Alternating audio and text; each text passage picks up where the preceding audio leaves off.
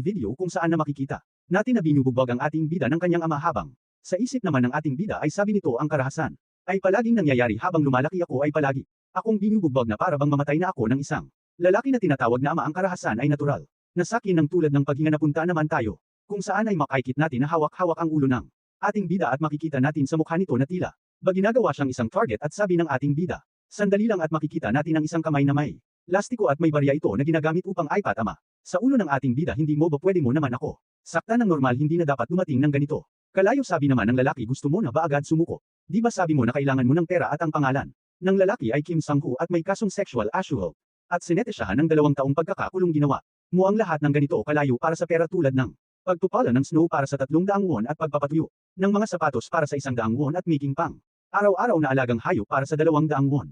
At ngayon bilang isang target na tao para sa 500 won at napapikit na lang ang ating bida. Sige, gagawin ko na. At ang bilanggo na kinaroroonan nila ay tinatawag na jubilee prison kung saan ito ay isang pasilidad para sa mga nagkasala na hindi bababa ang edad sa 20.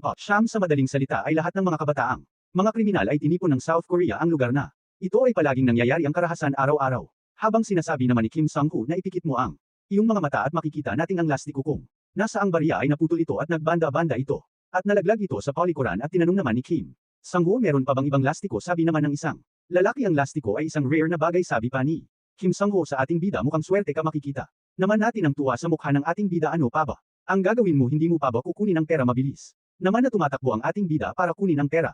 At sabi pa ni Kim Sang-ho, hindi magiging masaya kung kukunin mo lang ito ng basta-basta. Gamitin mo ang iyong bibig para kunin ang pera. Habang nakatayo naman ang ating bida at tinitignan ang pera, sabi naman ng isang lalaki, oh shit, hindi ba labis na ito? At sabi naman ng isang lalaki, di ba may isang tao kaabon na nagkaroon ng diarrhea? At makikita natin na sinabsab na ng ating bida ang kanyang mukha para kunin ang pera. Nagulat naman ang mga presong kasama niya. Shit, ginawa niya.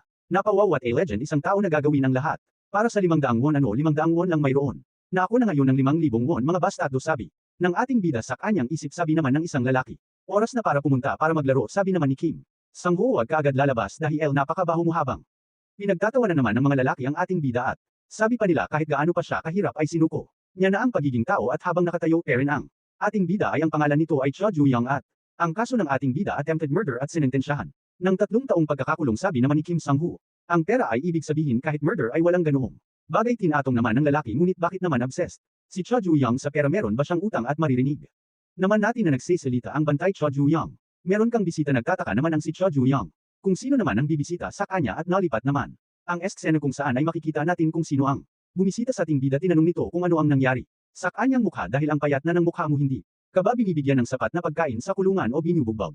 Kasabi naman ni Cho Ju-young, ang dahilan kung bakit ako nag-iipon ng pera ay dahil kay Dayon, isang nakakabata kung kaibigan na kung saan siya lang ang tao na bumibisita sa akin. At tinanong naman ni Cho Ju-young, bakit ka pumunta dito? Sinasayang mo lang ang pera mo. Sabi naman ni Dayon, mukha ba akong mahirap? Ano ba ang mga baryang ito? Binibigay mo ba ito sa akin dahil may extra cap ang pera? Kahit na wala akong mga magulang ay hindi ako tatanggap ng pera na kahina-hinala. Nagulat naman si Cho Ju-young sa mga pinagsasabi ng kanyang kaibigan. Bakit mo binabalik ito? Sabi naman ni Dayon, dahil ito sa ating pangako. Na bigla naman si Cho Ju-young nang marinig ito. Sabi pa ni Dayon, kapag nag-graduate na tayo sa high school, pinangako natin sa isa't isa na mamumuhay tayo sa Seoul nang magkasama. Ako na muna ang hahawak sa perang ito. Alagaan mo lang ang sarili mo. Sabi naman ng bantay, ang pagbisita ay tapos na. Bago pa umalis si Dayon, sabi nito kay Cho Ju-young, naiintindihan mo ba mag-focus ka lang sa pagpapalaya ng iyong sarili? Huwag mong papahirapan ang iyong sarili. Ay pangako mo ito sa akin. Nakangiti naman na kamakaway si Cho Ju-young at ang ngiting ito ay nawala at napalitan ng malungkot na ekspresyon habang inaalala naman ni Cho Ju-young ang kanilang pangako na punta tayo sa hospital kung saan maririnig natin na humihingi ng patawad si Cho Ju-young kay Dayon, ang aking ama, hindi ang lalaking yun ang dahilan kung bakit ka naging ganito. Habang nagsalita naman si Dayon, ano ang hinihingi mo nang paumanhin? Binibiro mo ba ako? Habang hinampas nito ang kanyang kamay sa pader. Ngayon ay hindi ka dapat mag-alala. Para sa iba, ang iyong ama ay nasa koma dahil sa iyong vase na hinampas mo sa kanya. Kung hindi siya majay gising, ang pulis ay hindi kanila hahayaan na lang. Sabi naman ni Cho Ju-young, ayos lang ito dahil sa mga karahasan na tiniis ko, hindi naman ako mapaparusahan ng labis. Maririnig natin na nagsisalita na ang judge na kung saan hinahatol na ang parusa na matatanggap ni Cho Ju-young. Ang parusa sa kanya ay 3 taon na pagkakakulong. Nagulat naman nang marinig ito ni Cho Ju-young. Sabi naman niya sa kanyang isip, ano, tiniis ko ang lahat ng pangbubugbog ng aking ama sa buong buhay ko, tapos dahil lang sa isang beses na nanglaban ako, mabibilanggo ako. Habang nakaposas na si Cho Ju-young bago pa man ito dalhin ng mga pulis sa bilangguan, sabi ni Dayon, kumain ka nang mabuti. Kung may mangbubuli sa'yo ay sabihin mo sa akin. Naiintindihan mo ba? Ay pangako mo ito sa akin. Habang nakatingin naman si Cho Ju-young at naririnig ito ay umaalis na ito kisama ng mga pulis na balik naman tayo kung saan may tinitignan ito. At sa isip-isip ni Cho Ju-young, Kahit nasa bilangguan kapag may ginawa kang kasalanan. Ang sentensya sa'yo ay dadagdagan kung ganun 3 taon kailangan lang natin makasurvive at ang larawan na tinitignan ni Cho Juyang ay ang larawan nila ni Dayon. Nagsalita naman si Kim Sang-hoo hindi na masama. Nagulat naman si Cho Juyang at tinanong ni Kim Sang-hoo. Kasintahan mo ba siya? Itinanggi naman ito ni Cho Juyang. At sinabi nito, kaibigan ko lang siya. Sabi naman ni Kim Sang-hoo, kung gayon crush mo ba siya? Hiningi naman ito ni Kim Sang-hoo ang larawan, hindi naman ito binigay ni Cho Juyang. Sabi naman ni Kim Sang-hoo, tignan mo. Nga naman Cho Juyang ay sinubukang tumanggi mukhang oras na para sa leksyon bago pa man tumama ang atake ni Kim Sang-hoo. Ay sabi ng bantay, may bagong bilanggo. Ano bagong bilanggo? Wala akong narinig tungkol dyan. At habang papasok na ang bagong sota ay sabi ng bantay, huwag kang gagawa ng gulo, papanoorin ka namin. Nagsalita naman ang isang lalaki, kilala ko ang lalaking yan, siya ang taong pumatay ng 7 bully sa ating paaralan. Gulat na gulat naman ang mga bilanggo nang marinig nila. Ito ang pangalan ng lalaki ay Magyong, kaso pumatay ng 7 katao, sentensya 20 taon na kakakulong sa Jubeline Prison. Nagulat naman si Cho Juyang, ano, pumatay siya ng 7 tao habang lalakad naman si Kim Sang-hoo. Nagsalita naman ito, wag kayong matukot, ikaw na bastardo, kung gayon pumatay ka ng 7 tao. Meron bang tao dito na hindi nagkaroon ng dugo sa kanilang kamay? Tignan mo ang mukhang yan. Isa ka talagang killer, wag ka umakto ng hindi ka aya-aya. Magtino ka, inabot nito ang kamay nito kay Magyong. Ngunit hindi naman niya ito pina at tumalikod na lang. Napatawa naman si Kim Sang-hoo, ikaw na bastardo, at humanda ito para atakihin si Magayen, ngunit naiwasan niya. Ito nagulat naman ang mga bilanggo nang maiwasan niya ito at sabi ni Kim Sang-hoo sa kanyang isip, sa Tinjin. Nang sa Tinjin ba ng lalaki ito na kaya niya ako naghanda ng counter-attack si Magyong, at sa isip naman ni Cho Juyang, kakaiba siya, ang lalaki na pumatay ng 7 tao. Habang makikita natin natatama na ang kamao ni Magayen, sabi pa ni Cho Juyang, merong kakaiba sa kanya. Ngunit ang pag-atake ni Magayen ay hindi na umabot. Dahil si Kim Sang-hoo ay naunahan siyang umatake, bumulwak naman ang dugo sa bibig ni Magyong. Nagulat naman si Cho Juyang. Pinagsisipa naman ni Kim Sang-hoo si Magyong. Ikaw na bastardo ka, iniisip mo ba na kayaw mo ang boss ng seldang ito sa lugar na ito kahit na isa kang mamatay? Tao, rapist o magnanakaw ay nasa ilalim ko lang kayo. Napa what the hell na lang si Cho Juyang, kala ko malakas siya. Habang patuloy peren na pinagbubagbag ni Kim Sang-hoo, si Magyong ay napunta tayo kung saan nakaupo lang si Magyong sa isang tabi at tahimik lang ito, ngunit bigla itong binitukan ni Kim Sang-hoo. Sabi nito, kunan mo ako ng tubig. Tinignan lang ito ng masama ni Magyong. Ngunit dahil dito ay panagbububag na naman siya ulit. Sabi naman ni Cho Juyang habang naglilinis ito, kahit na ano, kahit na ang aso sa maiinit na araw ay hindi magiging tanga. Salamat sa walang pakinabang na baguhan na yon, dahil sa kanya ay ako tuloy ang naghihirap sa paglilinis ng kinagabihan habang natutulog na ang mga bilanggo. Ay makikita natin si Cho Juyang at Magyong kung saan magkatabi lang ang kanilang tinutulugan. Bigla naman nagsalita si Cho Juyang, tanga ka ba? Hindi dapat sunoorin mo na lang ang sinasabi ng boss. Kahit nagaano mo ka sa kanya kagalit, ang boss ay ang hari at presidente sa lugar na ito, sundin mo na lang ang mga sinasabi niya. Wag kang umaktong matapang, kung hindi mo kayang lumaban simula bukas, dapat gawin mo na. Dapat ang dapat mong gawin. Nagsalita naman si Magyong. Ikaw namumuhay ka ba talaga ng ganito kamiserable? Nagulat naman si Cho Juyang at natulog na lang si Magyong. Sa isip naman ni Cho Juyang, mamuhay ng miserably. At napunta tayo kung saan makikita natin si Dayon nakahandusay sa sahig. Oo, namumuhay ako ng miserably. Hanggang sa dulo habang pinagsusuntok naman ni Cho Juyang ang kanyang ama hanggang sa makalabas lang ako sa lugar na ito. Makikita natin si Dayon at nagsalita ito na malamig si Cho Juyang ay maraming timbang ang gumawa sa kanya. Bibigyan ko siya ng pagkain sa kanyang personalidad. Wala siyang sasabihin na kahit ano, ngunit sa kanyang loob ay naghihirap siya sa oras na ito. Kailangan na iyang kumain ng mabuti kahit na lunchbox lang ito. Matot ouch naman siya, di ba? Habang tumatawid naman si Dayon at habang patuloy peren ito sa kanyang paglalakad ay may isang mabilis na humaharurot na truck ang dumaan at makikita natin masasagasaan si Dayon. Nagulat naman ito at hindi na siya makagalaw sa kanyang kinatatayuan habang natutulog peren si Cho Juyang. Wala itong kaalam-alam na may nangyayari nang masama sa kanyang nag-iisang kaibigan, at makikita natin ang kamay ni Dayon at ang pagkain sana na dadalhin niya sana para kay Cho Juyang. At habang nakahadusay peren si Dayon sa sahig ay napunta tayo sa Jubeline Prison at makikita natin ang bantay na humihingi ng tawad kay Cho Juyang dahil may ibabalita itong hindi na magugustuhan. Sabi naman ni Cho Juyang, para saan Con Amon humihingi ng tawad? Kahapon ay may nangyaring aksidente sa harap ng pauka ng Presento. Ang tao yun ay nang marinig naman ni Cho Juyang kung sino ang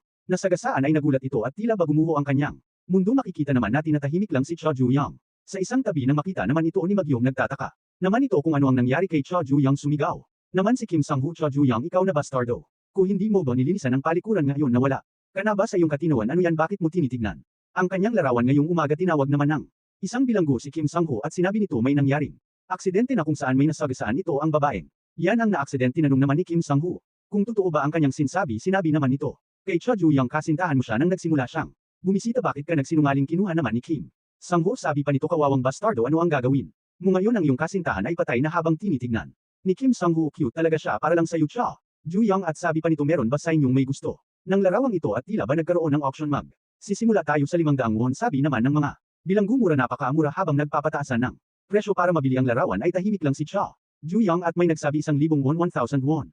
Going once. Nagtanong naman ang malaking bilanggo kung Pwede niya ba daw makadate si Dayon, sabi naman ng katabi nito, baliw ka ba, paano mo naman mai-date ang patay na babae, sabi naman ni Kim Sang-woo, kung buhay lang siya ay magsasaya ako kasama siya at makikita natin ang mukha ng isang manyakol sa kanyang mukha magiging. Labis akong masaya ako siya, sabi naman ng isa, baliw kaba, gusto mo bang makulong mag-isa, sabi naman ng nagtanong. Kanina yan ba ang iyong taste, tinanong naman ni Kim Sang-woo kung ano ang problema sa kanyang taste. Si Cha Ju-young naman ay tahimik pa rin at si Mag-yum rin ay nasa isang tabi lang, at habang inaalala nito ang kanyang mga sinabi kay Cha Ju-young, nagulat naman ito sa kanyang nakita dahil habang sinasabi ni Kim Sang-woo na limited edition ang larawan ni Dayon, kukunin ko na lang ito at may paparating din sa kanyang mukha ang isang kamao at makikita nga natin na tumama ang kamao sa kanyang panga, at ang kamaong yun ay kay Cha Ju-young. Si Kim Sang-woo naman ay bumagsak sa lakas ng suntok ni Cha Ju-young na bigla naman ang mga bilanggo sa kanilang nasaksihan at makikita na tila ba nawalan ng malay. Si Kim Sang-woo walang emosyon naman na nakatingin si Cha Ju-young kay Kim Sang-woo, gulat na gulat naman si Mag-yum sa kanyang naswaksihan na pangyayari at nalipat sa factory kung saan nag-uusap Cha Ju-young at Mag-yum.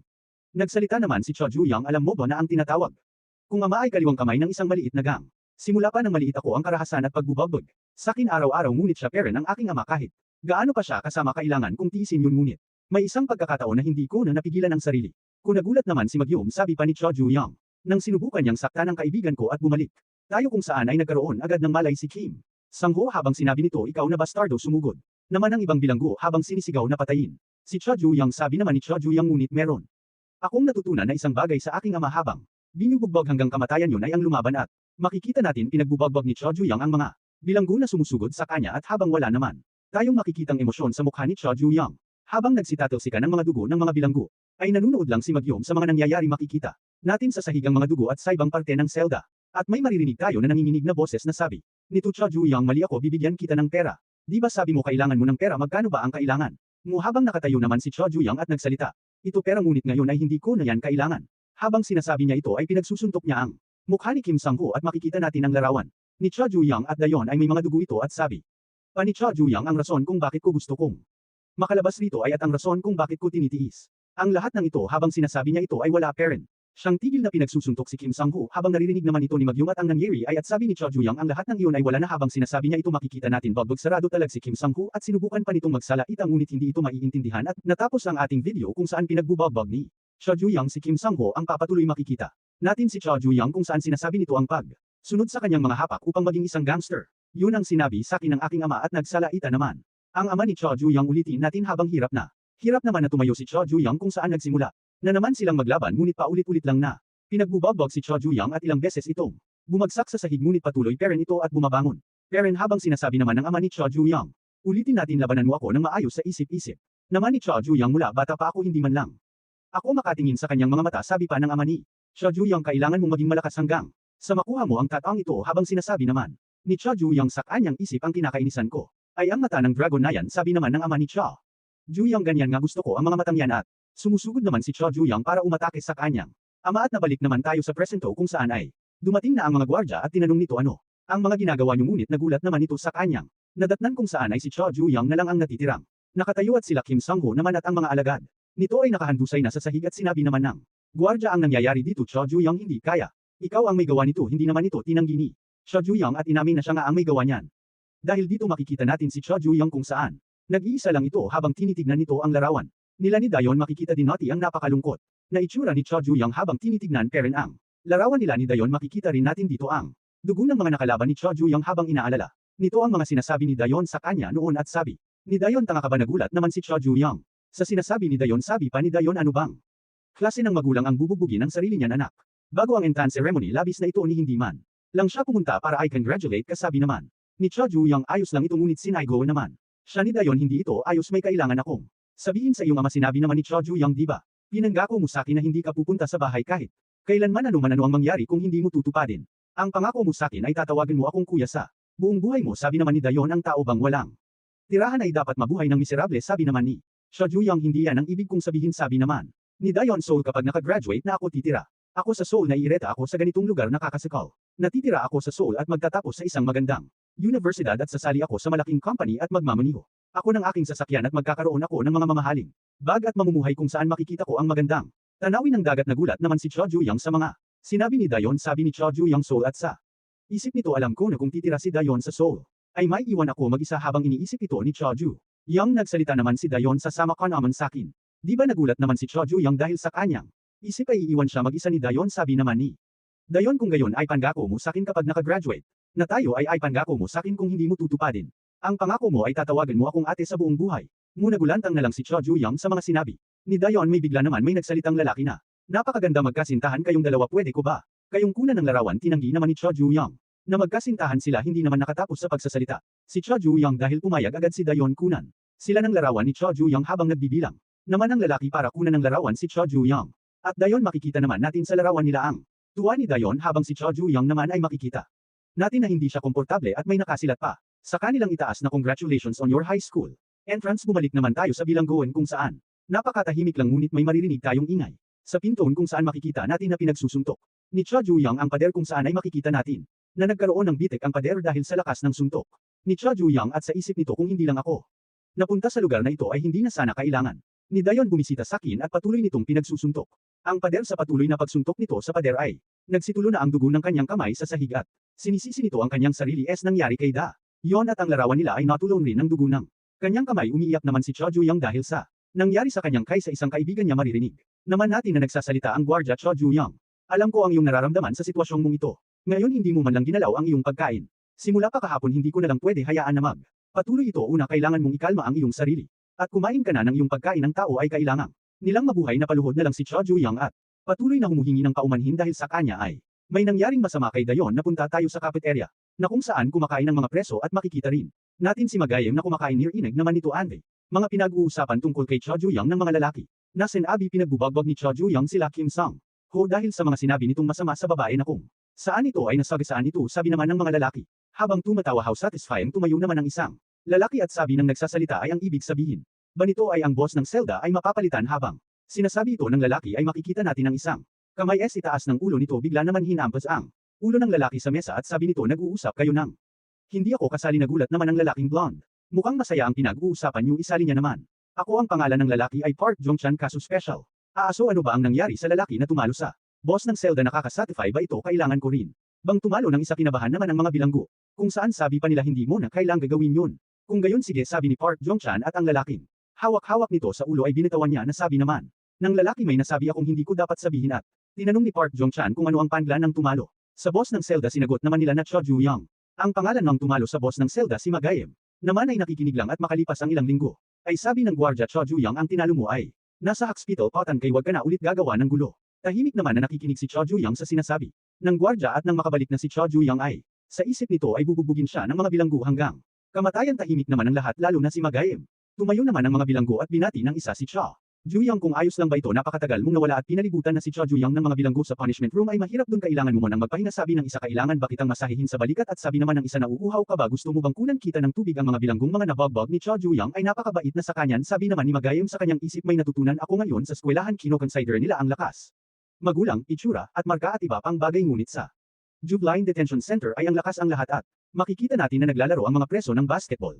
At habang nakatayo naman si Magayem at nagsusulat ng kanyang mga natutunan sa bilangguan, nagsalita naman si Cho Ju-young. Magayem, bakit mo ginawa yun? Sabi naman ni Magayem, ginawa ang ano? Sabi ni Cho Ju-young, ng araw na yon nang sinubukan kong patayin si Kim Sang-ho. Bakit mo ako pinigilan? Pumatay ka ng 7 tao, kaya ka napunta dito. Bakit mo ako pinigilan? Inaalala naman ni Magayem kung bakit siya napunta sa bilangguan. Makikita natin ang kamay na madaming dugo at sa sahig, mesa at ibang parte ng classroom, at makikita natin si Magayem at ang mga pinatay nitong mga kapwa niya estudyante. Habang naaalala ito ni Magayem, at bigla naman nagsalita si Park Jong-chan kung siya ba si Cho Ju-young, at sabi, panito mukhang mahina ka pa sa inaakala ko. Paano mo naman natalo si Kim Sang-ho? Sabay ang lalaking yun ay mahina habang tinitignan nito si Cho Ju-young kung gayon paano mo ginawa yun? Mukhang desperado kang hari sa selda, hindi ba? Sabi naman ni Cho Ju-young, umalis kasaking harapan, wala akong interes sa mga pinangsasabi mo. Nagulat naman si Park Jong-chan at napangiti ito naman ito sa kanyang narinig. Cho Ju-young, mukhang isa kang arrogant. Hindi ba alam mo ba kung ano ang ayaw ko sa lahat? Habang sinasabi niya ito ay naghanda ito ng pag-atake kay Cho Ju-young. Tumama naman ito sa sikmura ni Cho Ju-young. Sabi ni Park Jong-chan, ang pinakaayaw ko sa lahat ay ang mga arrogant na hindi alam kung saan lulugar. Tuturuan kita ng leksyon bilang kapalit ni Kim Sang-ho, at hinawakan nito ang ulo ni Cho Ju-young at naghanda ng pag-atake. At sabi nito, ano kaya ang mangyayari sa aso kung kinagat nito ang kanyang amo? Bago pa man tumama ang suntok ni Park Jong-chan ay nakatingin ito, kaya hindi na napatuloy ni Cho Ju-young ang kanyang pag-atake dahil sa gwardya. Sabi pa nito, shit, nahuli ako, nagbibiroon lang kami at umalis na ang gwardya. Sabi pa ni Park Jong-chan, alam mo ba na dito bilang isang boss ng isang selda ay pwede kang makipaglaban hanggat gusto mo. Ikaw rin ay pwede rin bilang boss ng isang selda, at naghanda na itong suntukin Si Cha Juyang at makikita natin na tinamaan si Cha Juyang sa kanyang mukha. Anong problema, bakit hindi? Kagumaganti at sabi nito kay Magayem, ano ba ang problema? Sa batardong ito si Magayem naman ay wala namang magawa. Habang patuloy pa rin si Park Jong-chan sa pagbagbag. Kay Cha Juyang sabi nito, kanina umaasta ka na tila. Bamatapang na aso kung magpalatuloy tayo sa ganto. Ay merong mangyayaring masama sa'yo. Si Cha Juyang naman ay tinitignan si Park Jong-chan nang makita nito. Ang tato nito ay nagulat siya dahil kaparehas ng sa kanyang ama habang inaalala ni Cha Juyang ang kanyang ama kung paano siya nito pinagbubog at ang tato ng kanyang ama na tinitinan niya. Sabi ni Park Jong-chan, sa pagsasalita mo kanina ay tila ba hindi ka natatakot? Dahil ba ito sa aksidenteng nangyari ng masagasaan? Siya ng truck ang pag-atake sana ni Park Jong-chan ay hindi na umabot dahil may paana sa kanyang mukha na. Paparating ang paang ito ay kay Cha Juyang bumulwak naman ang dugo sa kanyang bibig at mabilis na kumilos. Si Cha Juyang hinawakan nito ang kamay ni Park Jong-chan at pumunta ito sa kanyang likod habang nakaapak ang paa nito sa mukha ni Park Jong-chan. Sabi naman ni Park Jong-chan, ang bastargang ito. Sabi naman ni Cha Juyang, sabihin mo pa ulit yun. Nagtataka naman si Park Jong-chan sa sinasabi ni Cha Juyang habang hawak-hawak ni Cha Juyang ang dalawang kamay ni Park Jong-chan ay diniinan nito ang pagkakaapak nito kay Park Jong-chan. Nagpupumiglas naman si Park Jong-chan at sabi pa nito, bitiwan mo ako. Ngunit si Cha Juyang ay wala nang naririnig at handa na itong baliin ang kamay ni Park Jong-chan at tinanong naman ito kung ano ang gagawin niya at umiiyak na ito habang sinasabi niya ito ay tuluyan niya nang binali ang kami ni Park Jong-chan habang paulit-ulit. Pero na sinasabi ni Cha Juyang again sumigaw naman si Park Jong-chan sa kanyang dinadanas habang gulat na naman si Magayem sa kanyang mga nasaksihan. Habang hawak-hawak naman ni Cha Juyang ang kamay ni Park Jong-chan ay patuloy nitong pinagsisipa si Park Jong-chan at makikita natin na nawalan ng malay si Park Jong-chan. Sa isip ni Cha Juyang ay naaalala niya ang kanyang ama dahil kay Park Jong-chan habang walang malay naman itong nakahandusay at duguan pati na rin sa bakal ay nagsikalat ang dugo ni Park Jong-chan. Sabi naman Cha Juyang, sabihin mo yan ulit at makikita natin ang dalawang merits na pinag-uusapan. Si Cha Juyang sabi ng isa, di ba anak siya ng isang gangster, at sabi naman ng isa, mukhang ang batang iyan ay may binubuli. Sabi pa ng dalawa, mukhang magiging masamang impluwensya sa mga tao. Habang patuloy naman na naglalakad pauwi si Cha Juyang, sabi nito sa kanyang isip, manatili kalmado, yan ang pinakamagandang gawin ng nasa harapan na si Cha Juyang at handa nang buksan ang pintoon. Ay may narinig ito at sabi pa ni Cha Juyang, ano may sumisigaw at maririnig nga natin ang napakalakas na sigaw at binuksan niya na ang pintoon at sabi nito sa kanyang isip, ang boses na ito hindi maaari at sabi nito, ano ang nangyayari dito? Sabi naman ng kanayang ama, pumunta ka sa tamang oras aking anak. Habang nakatayo ang kanyang ama ay si Dayon naman ay nakahandusay sa sahig at walang malay. Sabi ng ama ni Cha Juyang, di ba kaibigan mo siya? Sinigaw naman ni Cha Juyang ang pangalan ni Dayon at makikita natin sa mukha niya ang pag-aalala. Sabi naman ng ama ni Cha Juyang, bigla na lang siyang bumusok sa hindi niya sariling bahay. At sabi pa niya, sa akin kung sasaktan pa kita ay mabuti na lang na hindi na lang magkaroon ng isang amang katulad ko. Habang naririnig naman ni Cha Juyang sinasabi ng kanyang ama ay naalala niya ang sinabi ni Dayon na pagsasabihan niya ang kanyang ama. Sabi pa ng ama ni Cha Juyang, dahil sa mga pinagsasabi niya ay pinarusahan ko siya ng kaunti. Ng mereng naman ito ni Cha Juyang ay nagulantang siya habang sa isip niya ay sinasabi nito na manatili ka lang na kalmado. Makikita naman natin na pinipigilan ni Cha Juyang ang kanyang sarili. Habang nakatayo naman ang ama ni Cha Juyang nagsalita, ito sabihin mo sa kanya kung gagawin niya pa ito uli. Tumalikod naman ito at makikita natin ang isang bulaklak at tubig ay nalaglag sa sahig at sabi ng ama ni Cha Juyang, kung gagawin niya pa ito uli ay ipapadala ko siya sa hukay kung nasaan ang kanyang mga magulang. Habang si Cha Juyang naman ay hindi na nakapagpidyo at hawak-hawak nito ang vase upang ihampas sa kanyang ama. At habang sa bahay ni Cha Juyang ay nakahandusay parent si Dayon at makikita natin si Cha Juyang kung saan pinagsusuntok niya ang kanyang ama ng walang tigil at makikita natin sa damit nito na puro dugo. At sabi nito sa kanyang isip, paano ko naman mapapanatili nakalmado ang sarili ko? At sa hospital naman may nagsalita na nasa malubha siyang sitwasyon. Kaunti lang ang tiyansa na magising siya kung may mangyayari mang himala ay posible na magising siya. Habang naririnig naman ni Cha Juyang ang mga sinasabi ni Cha Juyang ang sinasabi ng doktor tungkol sa sitwasyon ng kanyang ama ay tahimik lang ito at makikita natin ang katawan ng ama ni Cha Juyang at sabi niya sa kanyang isip ay kung gayon ay dito na ito magtatapos. Makikita naman nating lumapit si Cha Juyang na tila ba may gagawin ito na punta naman tayo sa kasalukuyan kung saan maririnig natin na pinag-uusapan si Cha Juyang ng mga preso. Baliw ba siya nang malapit na siyang makalaya ay saka naman siya gumawa na naman ng gulo habang nakatayo parent si Cha Juyang habang wala naman itong pakialam sa sinasabi ng mga preso sa kanya. At makikita natin ang bilang ni Park Jong-chan. Tinitignan naman ito ni Cha Juyang na tila ba walang sa kanya ang nangyari. Maririnig naman natin ang sabi, gwardya, ubos na ang oras ng pag-ehersisyo. Bumalik na kayo sa mga kanya-kanyang mga selda. At habang unti-unti nang umaalis at bumabalik ang mga preso sa kanilang selda ay may makikita tayong pamilyar na figure na kung saan sabi pa nito, hindi ba napaka ingay naman sa labas? Sabi naman ng kausap nito ay baka dahil ito sa mga batang madami pa ang enerhiya. At makikita natin ang kausap ng pamilyar na figure. Sabi pa nito, masaya akong makita kang malusog. Narinig ko na kakalabas mulang sa hospital. Sabi pa nito, kung may nararamdaman kang hindi maganda ay sabihin mo lang sa akin, gagawin ko ang makakaya kong gawin. At ang pangalan ng kausap na pamilyar na figure ay Kwon Chang-sok, direktor ng Juveline Prison. At sabi pa nito, sino naman ang bibisitahin mo dito? Napangiti naman ang pamilyar na figure at napunta naman tayo kung saan ay tahimik lang nakakaupo ang mga bilanggo. At si Magayem naman ay patuloy lang sa pagsusulat sa mga natutunan niya sa bilanggoan habang Tahimik naman si Cho Juyang ay tinignan naman siya.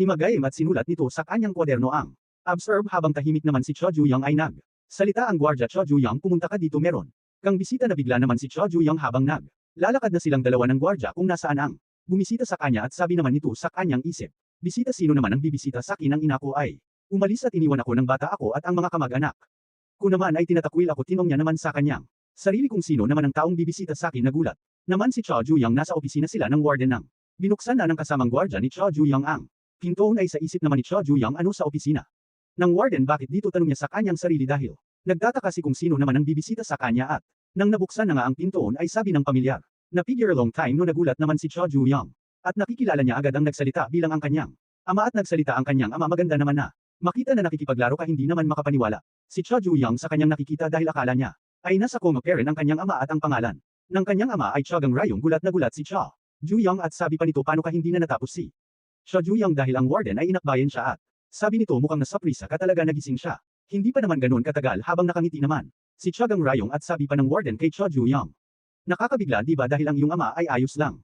Habang inaalala parent ni Cho Juyang ang sinabi ng doktor na kaunti lang ang tiyansa na magising ang kanyang ama. Bakit siya nandito ngayon at makikita natin ang galit sa mukha ni Cho Juyang? Sabi ni Chogang Rayong, ako si Gang Rayong, kaliwang kamay ng isang malakas na organisa. Sino naman ang kayang makapagpatamba sa akin ng ganun-ganun lang kahit na ang mga pulis ay hindi yun kayang gawin. Ngunit ang aking anak at sabi pa ni Chogang Rayong, nang imulat ko ang aking mga mata ay napansin kong nasa hospital ako at nalulungkot ako at makikita natin ang luha na umaagos sa kanyang mukha. At sabi pa nito, ganun ako, nalulungkot ako para sa'yo. Bilang isang magulang gusto talaga kitang makita at inabot naman ng gwardya ang isang panyo kay Chogang Rayong. At sabi pa nito, anak, mahal na mahal kita. Hindi naman mapinta ang mukha ni Cho Juyang nang marinig niya ito dahil alam niyang nagpapanggap lang ang kanyang ama sa mga sinasabi nito. At sabi pa Chogang Rayong, walang layang hindi gawin ng amang ito. Tahimik lang naman si Cho Juyang habang nakaupo at nakikinig sa pinagsasabi ng kanyang ama ng mga kasinungalingan. At sabi pa nito, wala na akong ibang nagawa kundi patayin ang batang yun. Makikita naman natin si Dayon na hawak-hawak ang perang ibinigay ni Cho Juyang at ang pagkain.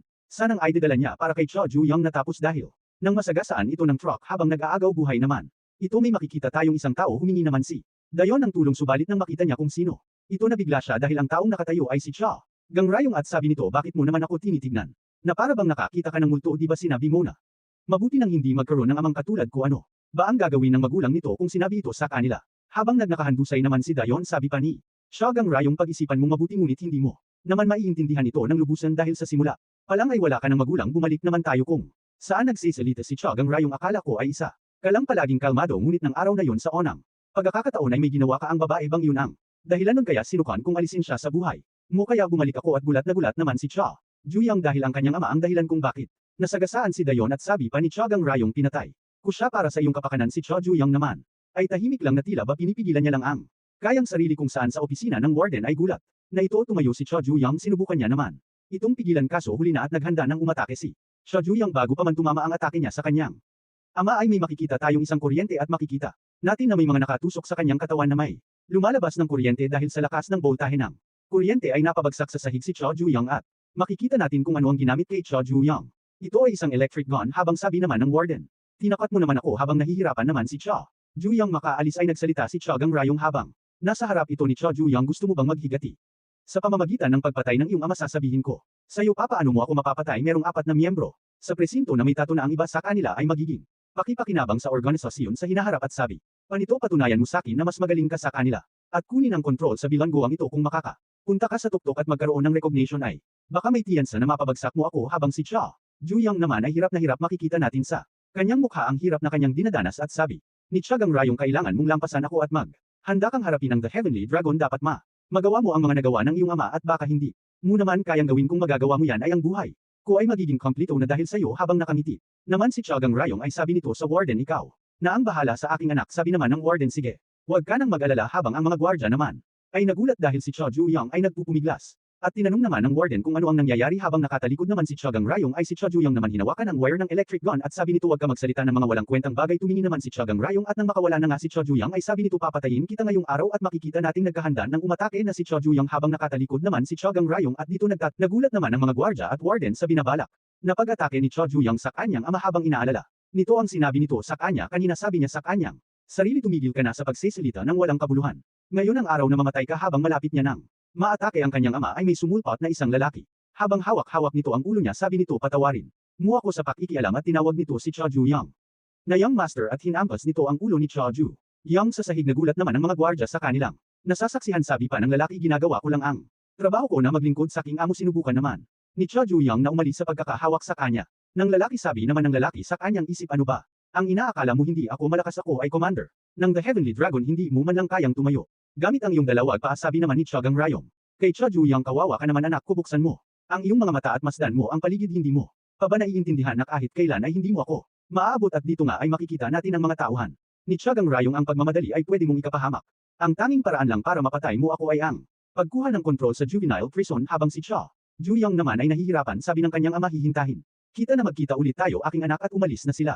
Nang makaalis na sila si Cho Ju Young naman ay galit. Nagalit at napunta tayo sa woodworking room habang si Magayem ay gumagawa naman ng upuan sabi naman ng lalaki kay Magayem huwag mong maduiin ang iyong mga ginagawa singot naman ito ni Magayem na naiintindihan. Kusabi naman ng isang preso ang kasanayan ni Magayem. Sa paggamit ng martilyo ay napakagaling sabi naman. Nang isa binasag niya ba ang ulo ng mga bully gamit ang kasanayang yan kahit paano mo siya tignan parang hindi naman siya mamamatay tao sabi ng isa mukhang isang taunan. Lang talaga siya at tumawa ito may dumating naman na isang lalaki at sabi nito dala ko na ang toolbox sabi. Nang lalaki ilagay mo na lang yan sa mesa hanbang buhat. Buhat ng lalaki ang toolbox ay nagulat naman si Ma. Gayem dahil nahulog ng lalaki ang toolbox sabi naman.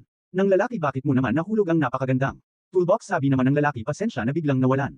Nang lakas ang aking mga kamay habang tinitignan ni Ma. Gayem ang pako ay tila ba may naalala ito at ang lalaki naman na nakahulog ng toolbox sabi nito amazing ikaw. Ba talaga yan Magayem matagal na diba noong nakagraduate tayo sa middle school at ang pangalan ng lalaki ay Yoon Gunmin dahilan ng pagkakakulong robbery at arson. Nakita kita sa balita kung gayon nagkita uli tayo dito. Nakikilala mo pa ba ako tanong nito kay Magayem oo. Naman ikaw si Yoon Gunmin sagot ni Magayem sa tanong. Ni Yoon Gunmin oo ako ngayon meron akong nais palaging itanong sa'yo sa balita may pinatay ka na 7 tao. Ginawa mo ba talaga yun hindi parang talaga ako makapaniwala. Imagine si Magayem may ginawang ganyang bagay sabi. Naman ni Magayem ano ba ang ibig mong sabihin wala. Namang special na kahulugan ng sinasabi ko isa kang. Presidente noon nang nag-aaral pa tayo nagsalita naman. Ang nagbabantay tama na ang pakikipagkwentuhan bumalik. Kana kung saan ka dapat umalis naman agad si Yoon Gun. Min sabi nito magkita uli tayo Gayemi habang sa mesa. Naman kung saan nakalagay ang mga gamit ay nagulat. Naman si Magayem dahil dumudugo na ang kanyang kamay. Dahil sa paghawak niya dito ng malakas ng kinagabihan. Naman sa juvenile prison ay nag-uusap ang mga bilgo. At tahimik lang si Cho Ju Young at inaalala nito ang sinasabi ng kanyang ama sa kanya sabi niya sa kanyang isip ang tanging paraan lang para patayin ang lalaking. Yun na tinatawag na isang ama at sabi pa nito saan. Kaya ako magsisimula habang sabi naman ng kasama niya. Sa selda nagutom na ako mamatay na ako bakit naman? Kasi puro gulay lang ang pinapakain sa atin sabi naman. Nang isa kailangan ba nating i-report bilang human right? Violation sabi naman ng isa kalimutan nyo na yan gusto. Kulang naman ay isang piraso ng pizza at mamamatay. Akong masaya na kalimutan mo na ba na nasa bilanggoon. Tayo kaya nga isa yung kahilingan sabi nila tumahimik. Kayo nandyan na ang gwardya lumapit naman si Cho Ju Young sa gwardya at tinanong naman ng gwardya. Kung may problema ba sabi naman ng kasama ni Cho Ju Young sa selda Ju Young bakit ka naman nakikipag-usap? Sa gwardya sabi naman ni Cho Ju Young wala naman problema at tinanong naman nito ang gwardya kung nagdi-deliver ba ito ng pizza sabi naman ng gwardya. Nakakalimutan mo na ba na nasa bilangguan ka lumabas? Kadito ngayon din sabi naman ng preso baliw ito pala. Ay kumakain ng pizza nakakabaliw talaga napakasarap. Nito sabi naman ng isa gano katagal na ba nung nakakain? Ako ng pagkain na mula sa labas napakasarap nito parang. Maiiyak na ako at nagpasalamat naman ang mga preso. Kay Cho Ju Young hindi naman makapaniwala si Cho Ju Young dahil ang mga gwardya at ang warden ay nasa ilalim ng kontrol ng kanyang ama binibigyan nila ako. Bilang anak niya at sabi pa niya kailangan kong subukan. Kung hanggang saan ang pwede kong gawin dito sa juvenile prison habang nagtataka naman ang mga kasama niya kung ano ba ang tunay na katauhan niya hindi ba kaya anak? Siya ng congressman at sabi ni Cho Ju Young sa kanyang sarili para sa paghihiganti gagawin ko ang kahit ano. Kahit na anak niya ako at tinanong ng isa kung nasaan. Si Magayem hindi ka ba kakain ng pizza tirahan? Nalang natin siya parang ang weird niya ngayon parang wala siya sa kanyang sarili may nangyari ba kanina napunta. Tayo sa woodworking at makikita natin na magkatabi. Si Magayem at si Cho Ju Young habang nag-aayos sila. Ay nagulat sila dahil sabi ni Yoon Gunmin ang kamay. Kung nadulas na tila ba sinasadya niya talagang tamaan. Si Magayem habang nakatalikod ito at nahulog na nga. Ang mga pako kay Magayem nagulat naman ito at tila ba naiinis sabi naman ni Yoon Gunmin pasensya na. Ang kamay ko kasi amadulas sabi naman ni Magayem. Yoon Gunmin ano ba ang gusto mong gawin at may nagsalita? Ano siya si Magayem ang layo niya naman sa iyong mga sinabi tinitignan kanya at sabi pa nito ang isang mamatay tao ay mapapasa ilalim ko yun ang gusto kong mangyari kung ganun ang lahat ng yun ay kasinugalingan. Habang si Yoon Gunmin naman ang salita ganun ang lahat ng yun pa ay kasinungalingan Gayemi mula pa ng pagkabata natin sigurado ako na mayroon kang mga masasayang mga alala kung papaano mo ako inalagaan nakalimutan. Muna ba ang lahat kung gayon ito ay magpapabalik sa atin? Mga alala at bigla nitong hinwakan ang ulo ni Magayem. At nilapit sa pako nagulat naman si Magayem at na alala nito kung ano ang mga nangyari sa kanya noon kung papaano siya pinag-trypan ni Yoon Gunmin kung saan nilagay siya sa isang box at nilock kung saan pinagpapako ni Yoon Gunmin ang box ng walang tigil kung nasaan si Magayem at makikita natin na nanginginig ang paa ni Magayem habang hawak pera ni Yoon Gunmin ang Ulo niya hindi niya pa ito binibitawan sabi na Magnang. Isa ang bastardo bang ito ay nanginginig mukhang takot na takot siya hindi ako makapaniwala ang lalaking ito ay pumatay ng tao habang nilapit ni Yoon Gonmin ang kamay niya kay Magayem kung saan marami itong hawak-hawak na pako at bigla naman itong hinawakan ni Magayem dahil dito nalaglag ang pakong hawak-hawak ni Magayem nagulat naman ang mga kasama ni Yoon Gonmin sa ginawa ni Magayem at pati si Cho Juyang ay nagulat rin sabi ni Magayem gusto mo bang makita kung paano ako pumatay ng tao. Sa gusali kung nasa ain sila sabi ni Magayem kay Yoon. Gonmin gusto mo bang turuan kita tuturuan kita kung paano pumatay nagulat naman si Yoon Gonmin bago pa man magkaroon ng labanan ay sabi ng nagbabantay hoy. Kayong dalawa ang oras ng papahinga ay tapos pumunta. Na kayo kung saan dapat kayo ipagpatuloy na ninyo. Ang mga trabaho nyo sabi naman ni Yoon Gonmin wag. Mo akong hahawakan habang umaalis na sila sabi ng lalaki. Nakakasabik yun si Yoon Gonmin naman ay tumingin sa kanyang likod kung nasaan si Magayem na tila ba tinangin niya. Dito ay napakababa at sabi pa nito isa parent siyang. Walang kwenta at napunta tayo kung saan sinasabi ng lalaki Jesus versus Buddha sino ba sa tingin nyo ang mananalo? Sabi naman ng isa syempre si Jesus wala ka talagang. Alam sa kahit ano syempre si Buddha ang mananalo sabi.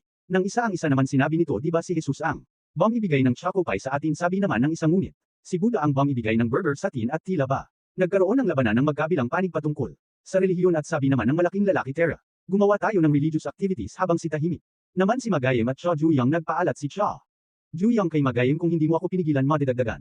Panang ilang taon ng pagkakakulong ko rito sabi naman.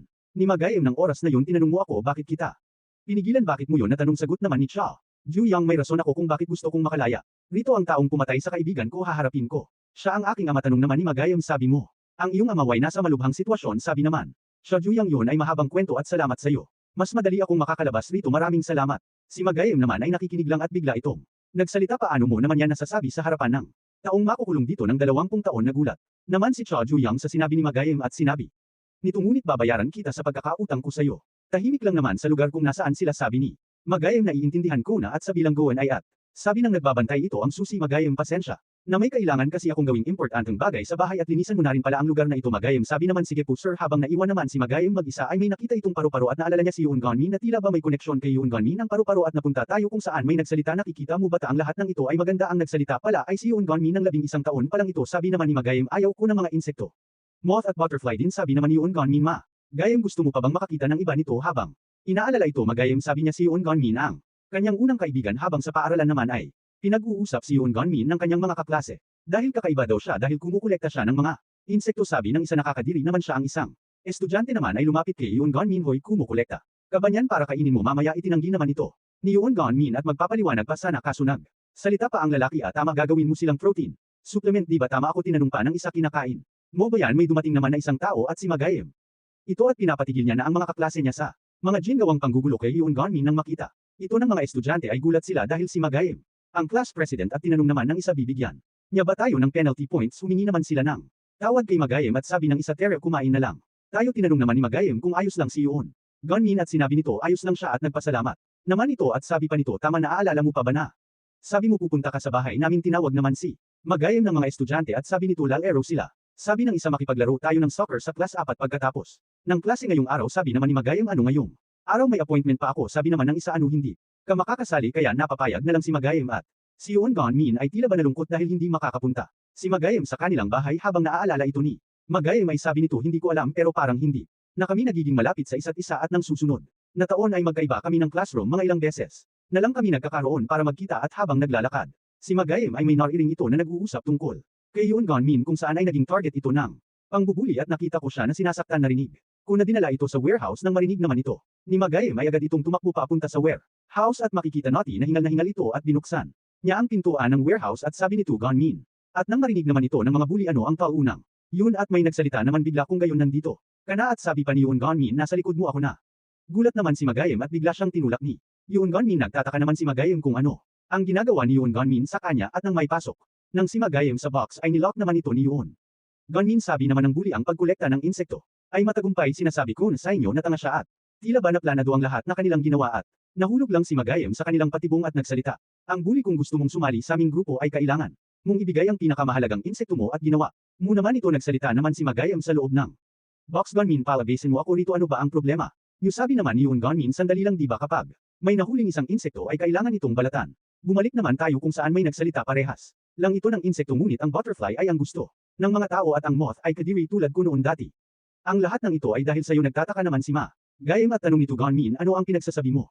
Na dahil sa akin sabi naman ni Yoon Gonmin hindi ka na maglaro na parang tanga akala moda na hindi ko mahahalata. Na nagpapanggap ka lang bilang kaibigan at lumalayo ka na sakin habang tinatraidor ako habang si Magayem naman ay nagtataka sa pangsasabi ng kanyang itinuturing. Kaibigan at sabi pa nito alam ko na sa isip mo na isa. Akong nakakadiring insekto at ikaw naman ang paru-parong. Gusto ng lahat ng ma-realize ko ito ay araw-araw ay. Palagi na lang nagiging mahirap sakin at alam mo ba ikaw? Ang dahilan kung bakit ako ganito ngayon ako lang ang nadudurog sa bawat pagkakataon nang marinig ko ang balita na pumatay ng 7 tao ay parabang nawala ako sa aking sarili ang tawag ba dun Karma at si Magayem. Naman ay galit na at ng salita ikaw ano ang ibig mong sabihin na dahil sakin at lumapit ito kay Yungon.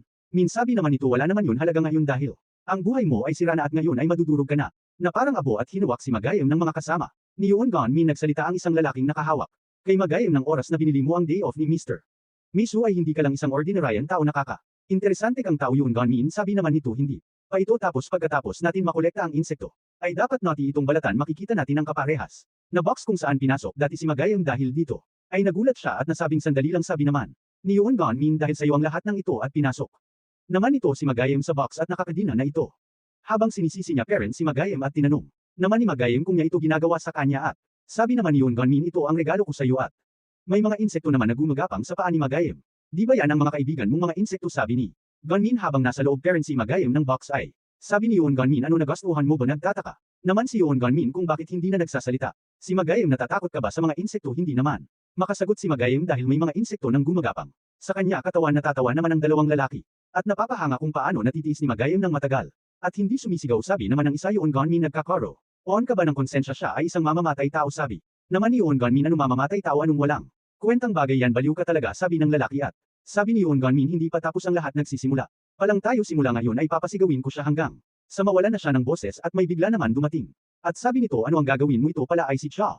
Ju Yang sabi ng isa tinakot mo ako paano ka napunta. Dito sabi ng may mahabang buhok tinanong ni Cha Ju. Yang kung paano nila papasigawin si Magayem at bigla niyang hinawakan ng mahigpit sa balikat ang isang kasamahan. Nila napasigaw naman ito ng malakas at tinanong ni Cha Ju Yang kung ganun ang gagawin nila para mapasigaw. Si Magayem at bigla naman sumugod ang may mahabang buhok at tinong nito kung ano ang ginagawa ni Cha Ju Yang subalit bago pa man siya makaatake ay may paparating na atake sa kanya at makikita natin na sinipan ni Magayem ang lalaki sa mukha at tumalsik ito sa box kung nasaan si Magayem at tinanong niya kung kanyan ba nila papasigawin si Magayem nagulat naman ang dalawa sa kanilang nasaksihan at tinawag nito si Magayem na babayaran niya ang utang niya sa pamamagitan ng pagbagbag kila Yoon Gunmin. Napunta tayo kung saan may nagtatanong kung nasaan. Si Magayem at sabi ng isa ay hindi ko pa siya nakikita. Simula pa kanina sinagot naman ito ng isa tinawag siya ng supervisor sa woodworking room at humingi ng tulong. Para lumanes sabi ng isa ng ganitong oras tumayon man. Si Cha Ju Yang at tinawag nito ang gwardya sabi. Naman ang gwardya ikaw na naman at sabi ng isa mukhang. Mag-o-order na naman siya ng pizza at sabi ng isa hindi. Manok naman ngayon at nang sinabi ni Cha Ju Yang na. Buksan ang pinto ang mga kasama niya naman ay nawala. Ang paglalaway sa mga iniisip nilang pagkain at nabigla. Rin sila at sabi ng gwardya anong sinabi mo na balik. Naman tayo kung saan sinasabi ni Cha Ju Yang kay Ma. Gayang nababayaran niya ang utang niya sa kanya sa pamamagitan. Nito habang nakatayo naman si Cha Ju Yang ay nagsalita. Ang lalaki na kasama ni Yoon Gunmin at tinanong nito. Si Cha Ju Yang kung siya nga ba yun talaga ang gumagawa. Nang gulo nagsalita naman si Yoon Gunmin at sabi nito. Habang nakatingin kay Cha Ju Yang nang nandito ako kanina. Kasama si Magayem ngayon naiintindihan ko na kayong dalawa ay malapit sa isa't isa maganda yan Magayem. Nang magkaroon ng mabuting kaibigan at maaasahan sana. Meron din akong ganyan na kaibigan sabi ng kasama ni Yoon Gunmin ang mga pinagsasabi mo ay nakakairita. Sabi naman ito kay Cha Ju Yang tapat ka gusto ko. Ang tulad mo gusto mo bang makipagkaibigan sa akin sinasabi niya ito habang naghahanda ng pag-atake kay Cha Ju Yang at may makikita tayong pa at nagulat naman ang lalaki dahil si Cha Ju Yang ay inatake ang lalaki. Sa pamamagitan ng paghampas nito sa sahig ng buong puwersa kung saan nawala ng malay ang lalaki at nagsalita. Ito ikaw at ako ay magiging magkaibigan ay magpapakamatay. Nalinag ako at tinawag nito si Yoon Gunmin na Blondie. Habang sa mukha naman ni Yoon Gunmin ay makikita natin na kinakabahan ito at natatakot at tinanong ni Cha Ju Yang kung bakit niya ito ginagawa ito ay kalabisan. Na ito at sabi ni Yoon Gunmin ano kalabisan ba ni Biro? Mo ba ako habang sinisisi parent nito si Magayem na dahil daw sa kanya ay mayroon siyang mga pinagdaanan na mahihirap sa kanyang buhay at sabi pa nito alam mo ba na dahil sa pagpapanggap niyang kaibigan ko at tinatraidor. Ako habang nakatalikod ako ay hindi ko matanggap na. Para bang ahas na pwede akong tuklawin at patawin ano. Mang oras at sabi nito kay Cha Ju Yang kung kaya dapat. Mag-ingat Karen sa kanya kapag kasama mo si Magayem. At makikita natin na tumayo na ang lalaki at hinawakan nito at si Cha Ju Yang habang sinasabi nito akala. Mo ba na ganun mo lang ako kadali mapapatamba ang lahat. Nang ito ay para dito at habang si Cha Ju Yang naman ay nagpupumiglas at sabi ni Yoon Gunmin ganyan. Nga sirain mo na siya at tinanong naman ng lalaki si Cha Ju Yang kung gusto niya ba daw makipagkaibigan. Sa kanya habang sa isip naman Cha Ju Yang ang grape. Na ito ay hindi biro hindi ako dito basta-bastang makakatakas. Rito at binalak ni Cha Ju Yang na baliin ang daliri ng lalaki para makatakas siya ngunit si Yoon Gunmin ay may tinusok sa kanyang tagiliran at sinabi nito anong. Akala mo tatayo lang ako at walang gagawin sabi ng lalaki habang tumatawag Gunmin isa ka talagang bastardo. At magaling na kaibigan at si Cha Ju Yang naman ay Makikita natin na nasaktan ito sa ginawa ni Yoon Gon Min at sa kanyang isip ay hindi siya makihinga dahil sa lalaki at bigla naman may nagsalita na pakawalan. Nito si Cho Ju-young at makikita natin na si Magayem. Ito at habang may hawak-hawak itong kadina na nasa leeg ng lalaki habang si Yoon Gon Min naman ay nagtataka kung kailan pa nakalabas si Magayem at paano nito nasira. Ang lock at naisip nito ang pag-atake ni Cho Ju-young.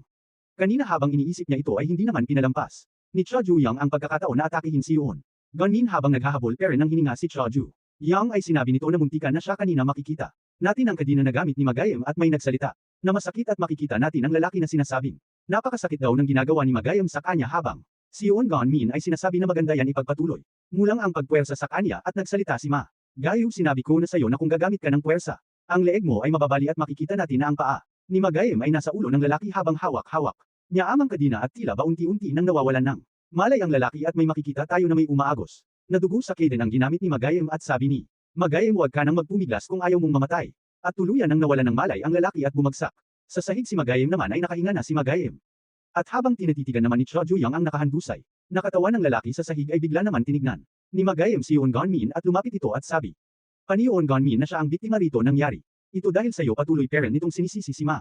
Gayem sa mga nangyari sa kanya at sinabi nito ang lahat. Nang yun ay self-defense lang kahit siya naman ang nagsimula.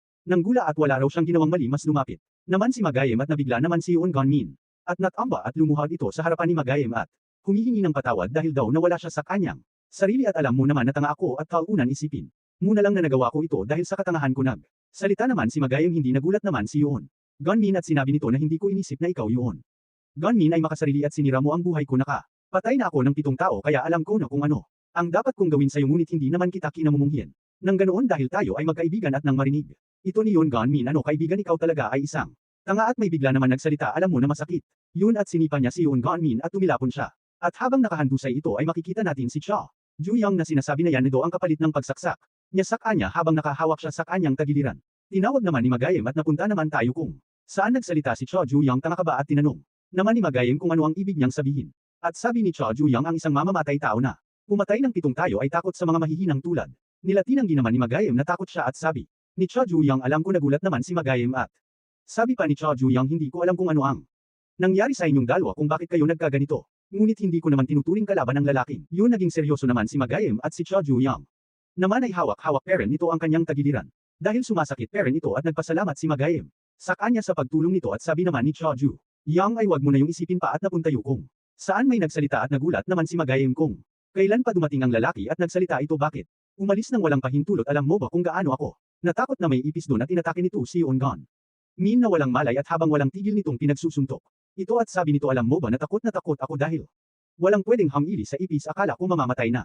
Ako sa takot at makikita natin na may nagsitilsikan na mga dugo at gulat na gulat naman si Cho Ju-young at Magayem sa mga nasasaksihan nila nang matapos na ang lalaki ay tila ba nandiri ito dahil sa dugo na tumalsik sa kanyang mukha at sabi pa nito na napakadumi niya na at baka may mga bakterya ito at nagulat naman si Cho Ju-young dahil bigla na lang hinawikan ng lalaki ang damit niya at pinunas nito ang kanyang mukha para maalis ang dugo at tinanong nito kung malinis ba ang damit ni Cho Ju-young. At sabi ng lalaki kay Cho Ju-young kung malinis daw ba ang damit niya tumahimik naman si Cho Ju-young at sinagot niya ang tanong ng lalaki na hindi ang damit ko ay maduming-madumi ang damit na napakadumi nito. Na tila ba iniinis ni Cho Ju-young lalaki nagulat naman si Magayem at sabi ng lalaki ano ang ibig mong sabihin na napakadumi ko at naghanda itong atakihin si Cho Ju-young at bago pa man umatake ang lalaki kay Cho Ju-young bigla naman pumasok ang supervisor at nagsalita ito na kung tapos na kayong lumanas ay magsipag. Balik na kayo sa inyong mga silda bakit naman nakatayo lang kayo si Chian ay nakatingin lang sa lalaki ang lalaki naman ay tinititigan ng numero ng damit ni Chian na ika-7,199 na ilang beses niya itong binigkas at napunta tayo kung saan maaliwales ang araw at nagsalita si Cho Ju-young kung ano ang problema sa kanila kung bakit silang lahat nasa tabi niya nagsalita naman. Ang lalaki bakit tinatanong mo pa yan ito ay dahil sa'yo Ju-young at malalaman nga natin ang pangalan ng lalaki ay gunamin ito ay kasama rin ni Cho Ju-young. Sa selda at maririnig natin na pinag-uusapan si Cho Ju-young na kung siya nga ba daw ang lalaki na bamali sa kamay ng nakalaban niya at sinabi pa ng isa na narinig ko na pinagbubagbag niya ang lalaki at narinig ko rin na napakalakas niya at sinabi ni gunamin na kapag nasa tabi sila ni Cho Ju-young ay wala sa kanilang naghaamon makipag-away at sabi naman ni Magayem bakit naman siya makikipag-away at sabi ni Cho Ju-young nagawin nila kung ano ang gusto nila basta hindi lang nila siya pakialaman at nagsalita sa kanyang isip na may kailangan pa siyang gawing mga bagay ang isang blue na dragon na may kulay pulang bulaklak sa ulo nito aka red flower dragon na kailangan niyang hanapin. Ang lalaki na may tato ng dragon na yun at tinanong niya sa kanyang sarili kung saan niya kaya ito makikita. Dahil madaming tao dito napakahirap naman mahanap. Ang organizasyon na yun na may tato napansin naman ni Gunami na kanina pa may hinahanap si Cho Ju-young. At tinanong niya si Cho Ju-young sino ang hinahanap. niya at sinabi naman ni Cho Juyang na may hinahanap. Siya at sabi ni Gu namin na sabihin lang daw ni Cho Juyang kung ano ang hinahanap niya dahil hahanapin niya ito para sa kanya at sinabi pa nito na tinatawag siyang info broker at sinabi ni Cho Juyang na ang hinahanap niya ay isang tato ang tatang iyon ay napakadiri. At sa maaliwalas na paglubog ng araw ay may maririnig tayong nagsisalita na may bago na naman na krimen na nangyari at ang nagsisalita palang ito ay nasa TV na nagbabalita at sabi pa sa balita ang grupong ito ay bumuo ng gang at para magkaroon ng pera at mahahalagang bagay at sabi naman ng mga bilanggo ano balita naman. Palagi na lang may mga ganitong balita araw-araw sabi. Namang isa na alam mo ang mga balitang ito ay base sa tunay na nangyari at sabi pa sa balita na nagkakaroon ng karahasan at krimen sa mga estudyanteng nangyayari. Si Cho Juyang naman tinawag ang mga kriminal na bastardo. At sabi pa ni Cho Juyang na ang tulad ng mga kriminal ngayon ay dapat makulong sa bilangguan sa 100 taon. At ang mga kasama niya naman ay nainis kung bakit. Ito nasasabi ni Cho Juyang at sabi pa nila hindi. Lahat na nandito ay masama si Gu namin naman ay salita na sasabihin ko sa inyo kung bakit ako nakulong. Dito at nagkwento na nga ito merong isang nagtitinda na malapit sa amin ng tokboki isa akong regular na customer doon ng tinda nila ay napakasarap pati. Ang sarsa ay nasa ibang level ngunit isang araw dumating ang turntadong anak ng congressman na napakayabang. Dahil sa impluensya ng kanyang ama at umorder ito ng tokboki nang makarating na ang order nito ay tinikman niya ito at sinabi nito na ang tokboki ito ay hindi masarap at ang bastardong yun pinagsisira nila ang tindahan ngunit sa tamang pagkakataon ay dumating ako. At sinabi ko na ako ang leader ng tokboki gang ay nandito na at nanalo ako sa laban na yun bilang isang bayani na niligtas ang tokboki shop at sabi pa ni Gumin ngunit ang bastardong yun ay ginamit ang impluensya ng kanyang ama para ipakulong ako ngunit wala akong pinagsisihan sabi naman ng kamasa niya isa na naman. Kasinungalingan at sinabi pa nila kung alam ba ni Cho Juyang mang ano ang palayaw ni Gu namin dahil napaka sinungaling niya ay tinawag siyang ghost hitter dahil sa kanyang pagsisinungaling ay binugbog siya ngunit hindi parent siya bumalik sa katinuan at hindi pa nagbabago. Tinanong naman ni Gumin kung ano ang pinagsasabi nila dahil ang lahat ng kanyang sinabi ay totoong nangyari. Sabi naman ng isa-isa yung kasinungalingan hindi na ako maniniwala ulit sa kanyang kwento at si Cho Juyang naman ay tahimik lang at bigla itong nagsalita na ang sinabi ni Gu namin mukhang hindi naman kasinungalingan. Nabigla naman si Gu namin nang marinig niya ito at makikita natin ang isang langgam at isang insekto habang tinitignan niya ito ay sinabi niya na masasabi niya kung sino ang boss sa kanilang selda ay si Cho Juyang habang nakangiti ito at sa isip niya kung magiging kaliwang kamay siya ni Cho Juyang ay magiging masaya at magiging oras niya na rin para umenjoy isang masayang buhay habang iniisip niya ito at tumatawa at habang naguhukay ito para sa tanim dahil sa kanyang kasabikan sa kanyang iniisip ay hindi niya napansin na may natalsikan na siya sa mukha ng isang lalaki at lumapit naman ang lalaki kay Gu namin at makikita natin na ang lalaking ito ay nasa working room din ng gabing iyon at tinanong niya si Gu namin kung ano ito ang amoy na ito si Gu namin naman ay tila ba natakot at sabi pa ng lalaki dahil sa iyong kasinungalingan ay madumi na ako ang maduming bunganga mo na yan ay liinisin ko para sa iyo. At sa isip ni Gu namin na kailangan niyang tumakbo sa dati niyang leader at sinabi ng lalaki na may bakterya at germs sa kanyang mukha sa isip ni Gu namin ang bastardong. Ito ay hindi talaga gusto ang madudumi at tinanong niya sa kanyang sarili kung bakit siya nandito at agad naman humangin ng tawag si Gu namin sa dati niyang leader at sinabi niya na tanga siya na hindi tumitingin. Sa kanyang harapan tinanong naman ng lalaki na kung malinis daw ba ang mukha niya sinabi naman ni Gu namin na malinis na siya at sa isip-isip niya kung sasabihin niyang madumi ang lalaki ay katapusan niya na sabi naman ng lalaki ganun ba papatawadin kita ngayon at makikita natin na ini-spray ng lalaki ang insecticide. Sa mata ni Gu namin napasigaw naman si Gu namin dahil dito at sinabsab niya ang kanyang mukha sa sahig at sinabi pa ng lalaki na pumunta siya para humingi ng pabor ang ika-7,179 na ilang beses na sinambit ng lalaki. Ang 7,179 at tinanong nito si Gu namin na kung tama nga siya na nasa parehas silang selda at sa isip ni Gu namin ang ika-7,179 na ay ang numero ni Cho Juyang. At sabi pa ng lalaki ang ika-7,179 na ay sinabihan niya akong napaka-dumi ko daw alam niya ba kung gaano ako effort para lang bantay lang malinis Gu namin di ba alam mo naman yun di ba sumang-ayon naman si Gu namin at sabi ng lalaki kung ganun aalisin natin siya habang iniaabot ni ng lalaki ang insecticide at makikita rin natin sa katawan ng lalaki ang tato ng dragon na may pulang bulaklak sa ulo na hinahanap ni Cho Juyang at maririnig natin na may nagbibilang 75, 76, 77, 78, 79, 100 at makikita natin si Cho Juyang na nagpupush up gamit ang isa niyang kamay at tinanong niya sa kanyang sarili kung nasaan ang nakakadiring tato na iyon hahanapin. Kung na lang yun at may bigla naman nagsalita at lingon naman si Cho Juyang dito si Gu namin pala. Ang nagsasalita at napapahanga ito dahil nagpupush up si Cho Juyang na gamit ang kanyang tatlong daliri sa isang kamay at sabi pa ni Gu namin na uminom na muna si Cho Juyang ng grape juice at magpatuloy na lang siya pagkatapos niya itong inumin at sabi pa ni Gu namin mukhang pagod na pagod ka pagkatapos mo sa pag-eehersisyo tumayo naman si Cho Juyang at nagpasalamat naman si Cho Juyang at nang makita ni Cho Juyang ang laman ng baso ay nagsalita ito natakot naman si Gu namin at makikita natin ang insecticide at sabi ni Cho Juyang kay Gu namin kung sino ang nagbigay sa kanya nito. May maririnig tayo na tila ba nahihirapan ito at makikita natin si Gu namin na hawak-hawak ng ibang bilanggo. At tinatanong nila kung bakit niya yun nagawa at makikita natin ang lalaki na sinasabi kay Gu namin dahil sa iyong bunganga ay napakadumi ko na yang napakadumi. Mong bunganga ay hayaan mo akong linisin yan si Gu.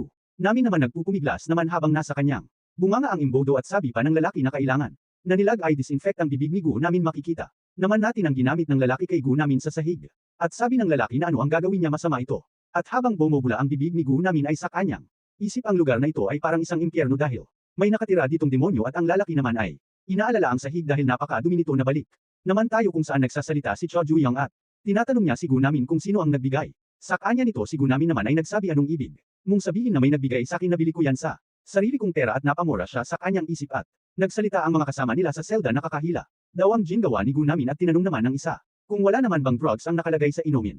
Nayan at sabi pa ng isa si Gu Namin ang unang tumikim.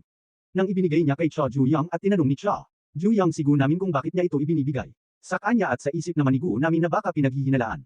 Narin siya ni Cho Juyang habang inaalala niya ang mga mukha ng mga kasama niya sa selda na masaya siyang kasama at bigla naman inangat ni Cho Juyang ang baso para ininom niya ang ibinigay ni Gu Namin na bigla naman si Gu Namin at sabi pa nito na masarap ito at nagpasalamat siya kay Gu Namin at tumalikod na si Cho Juyang at sinabi nito na kailangan na nilang maghanda para bukas sa paglilinis habang nagulat parent si Gu Namin sa isip niya kung iinomon yon ni Cho Juyang ay juice ang ilalagay hindi lang tubig na may kulay habang inaaalala niya ang mga sinabi ni Cho Juyang napamura na lang siya sa kanyang isip at selda naman nila ay makikita natin ang isang kamay ng isang tao na ginuguhit ang larawan ng isang dragon at makikita natin si Cho Juyang pala ang gumuguhit nito at tinatanong naman ni Gu Namin kung ano ang cute na bagay ang ginuguhit niya at sa isip niya ay isa itong magandang oportunidad para sa kanya at sinagot naman ito ni Cho Juyang na ang kanyang ginuguhit ay isang dragon na kulay asul na may kulay pulang bulaklak sa ulo nito at sabi pa ni Cho Juyang na bububugin niya ang lahat ng mga bastardong may tato ng katulad ng dragon na ito at sa isip naman ni Gu Namin na kailangan niyang painuman ng drug si Cho Juyang na walang sino man ang nakakahalata.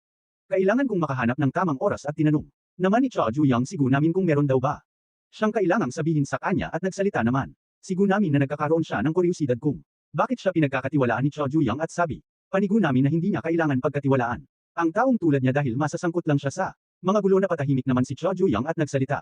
Ito na pinagkakatiwalaan ni si Gu Namin dahil napakatalino niya ang napakatalinong tulad mo ay hindi gagawa ng kasinungalingan para makalaban mo ako at tumayo na si Cho Juyang at sinabi na isara na ang ilaw at sinabi niya kay Gu Namin na kailangan niya naring matulog. Si Gu Namin naman ay nagulat sa mga sinabi ni Cho Juyang sa kanya habang tinitignan niya ang larawan na ginuhit ni Cho Juyang ay nagsalita siya ano ako isang matalino at napunta naman tayo kung saan nagsalita ang gwardya na kailangan nilang maglinis ng mabuti dahil may pupunta para mag-inspeksyon sa bilangguan. At habang naglilinis ang mga bilanggo sa kulungan at napunta tayo sa palikuran kung saan may nagsasalita at makikita natin si Gu Namin di ba sinabi mo gagawin mo yun at pinanggako mo sa akin na papainuman mo yun.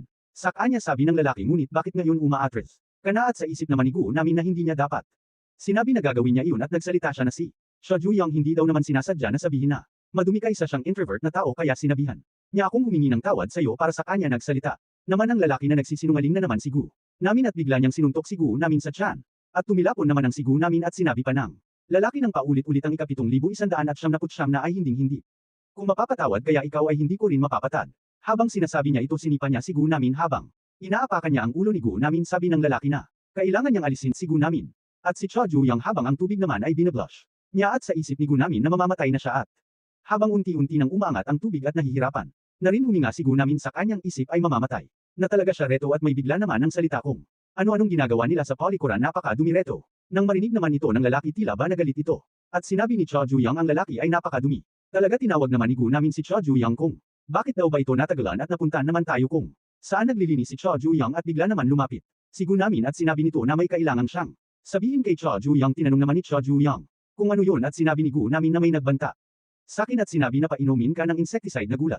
Naman si Cho Juyang sa kanyang narinig at sinabi pa ni Gu Namin na pinanganak siya bilang lalaki kaya hindi niya kayang tradorin ang malapit niyang kaibigan dahil lang sa may nagbanta sa akin habang sinasabi niya ito ay binubuhos niya sa sahigang insecticide at tumalikod siya at tinapon ang bote ng insecticide at sabi pa ni Gu Namin kahit man may kapalit ito hindi ko kayang gawin ito sa kaibigan ko at sabi pa ni Gu Namin na may nakalimutan siyang sabihin ng dragon na ginuhit niya na red flower dragon ay mukhang ang may tato noon ay ang lalaki na nagbabanta sa akin. Nagulat naman si Cho Juyang nang marinig niya ito at sa isip ni Gu Namin na sinabi ni Cho Juyang na napakatalino ko napunta naman tayo kung saan sinasabi ni Cho Juyang ang kamay ko at tumingin naman ang lalaki dahil pinapyunas ni Cho Juyang ang kamay niya sa damit ng lalaki at sabi pa ni Cho Juyang ang pagiging matalino ay isa ring problema. Nagalit naman ang lalaki at sinasabi nito na may dumi na ang kanyang damit at sinabi pa nito napapatayin niya si Cho Juyang at habang nagsasalita ang lalaki ay hinawakan ni Cho Juyang ang damit ng lalaki para ibalibag sa sahig at sinabi pa ni Cho Juyang na napakaingay ng lalaki at nang tumama na nga sa sahig ang lalaki ng sobrang lakas at nang makita ni Cho Juyang ang tato nito mukhang ikaw nga talaga yun ang lalaking pinagbantaan si Gu Namin at binabalak patayin ako ang napakaduming tato na yan. Napakaswerte ko dahil pwede kitang bubugin hanggat gusto ko nang walang kumokonsensya sa akin.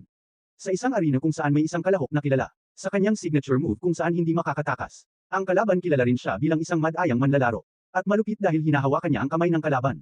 Upang hindi ito makapag-top out ngunit isang araw. Ang galaw na iyon ay hindi na nakita ulit dahil sa pangyayari na nasukahan ng lalaki ang kilala lang.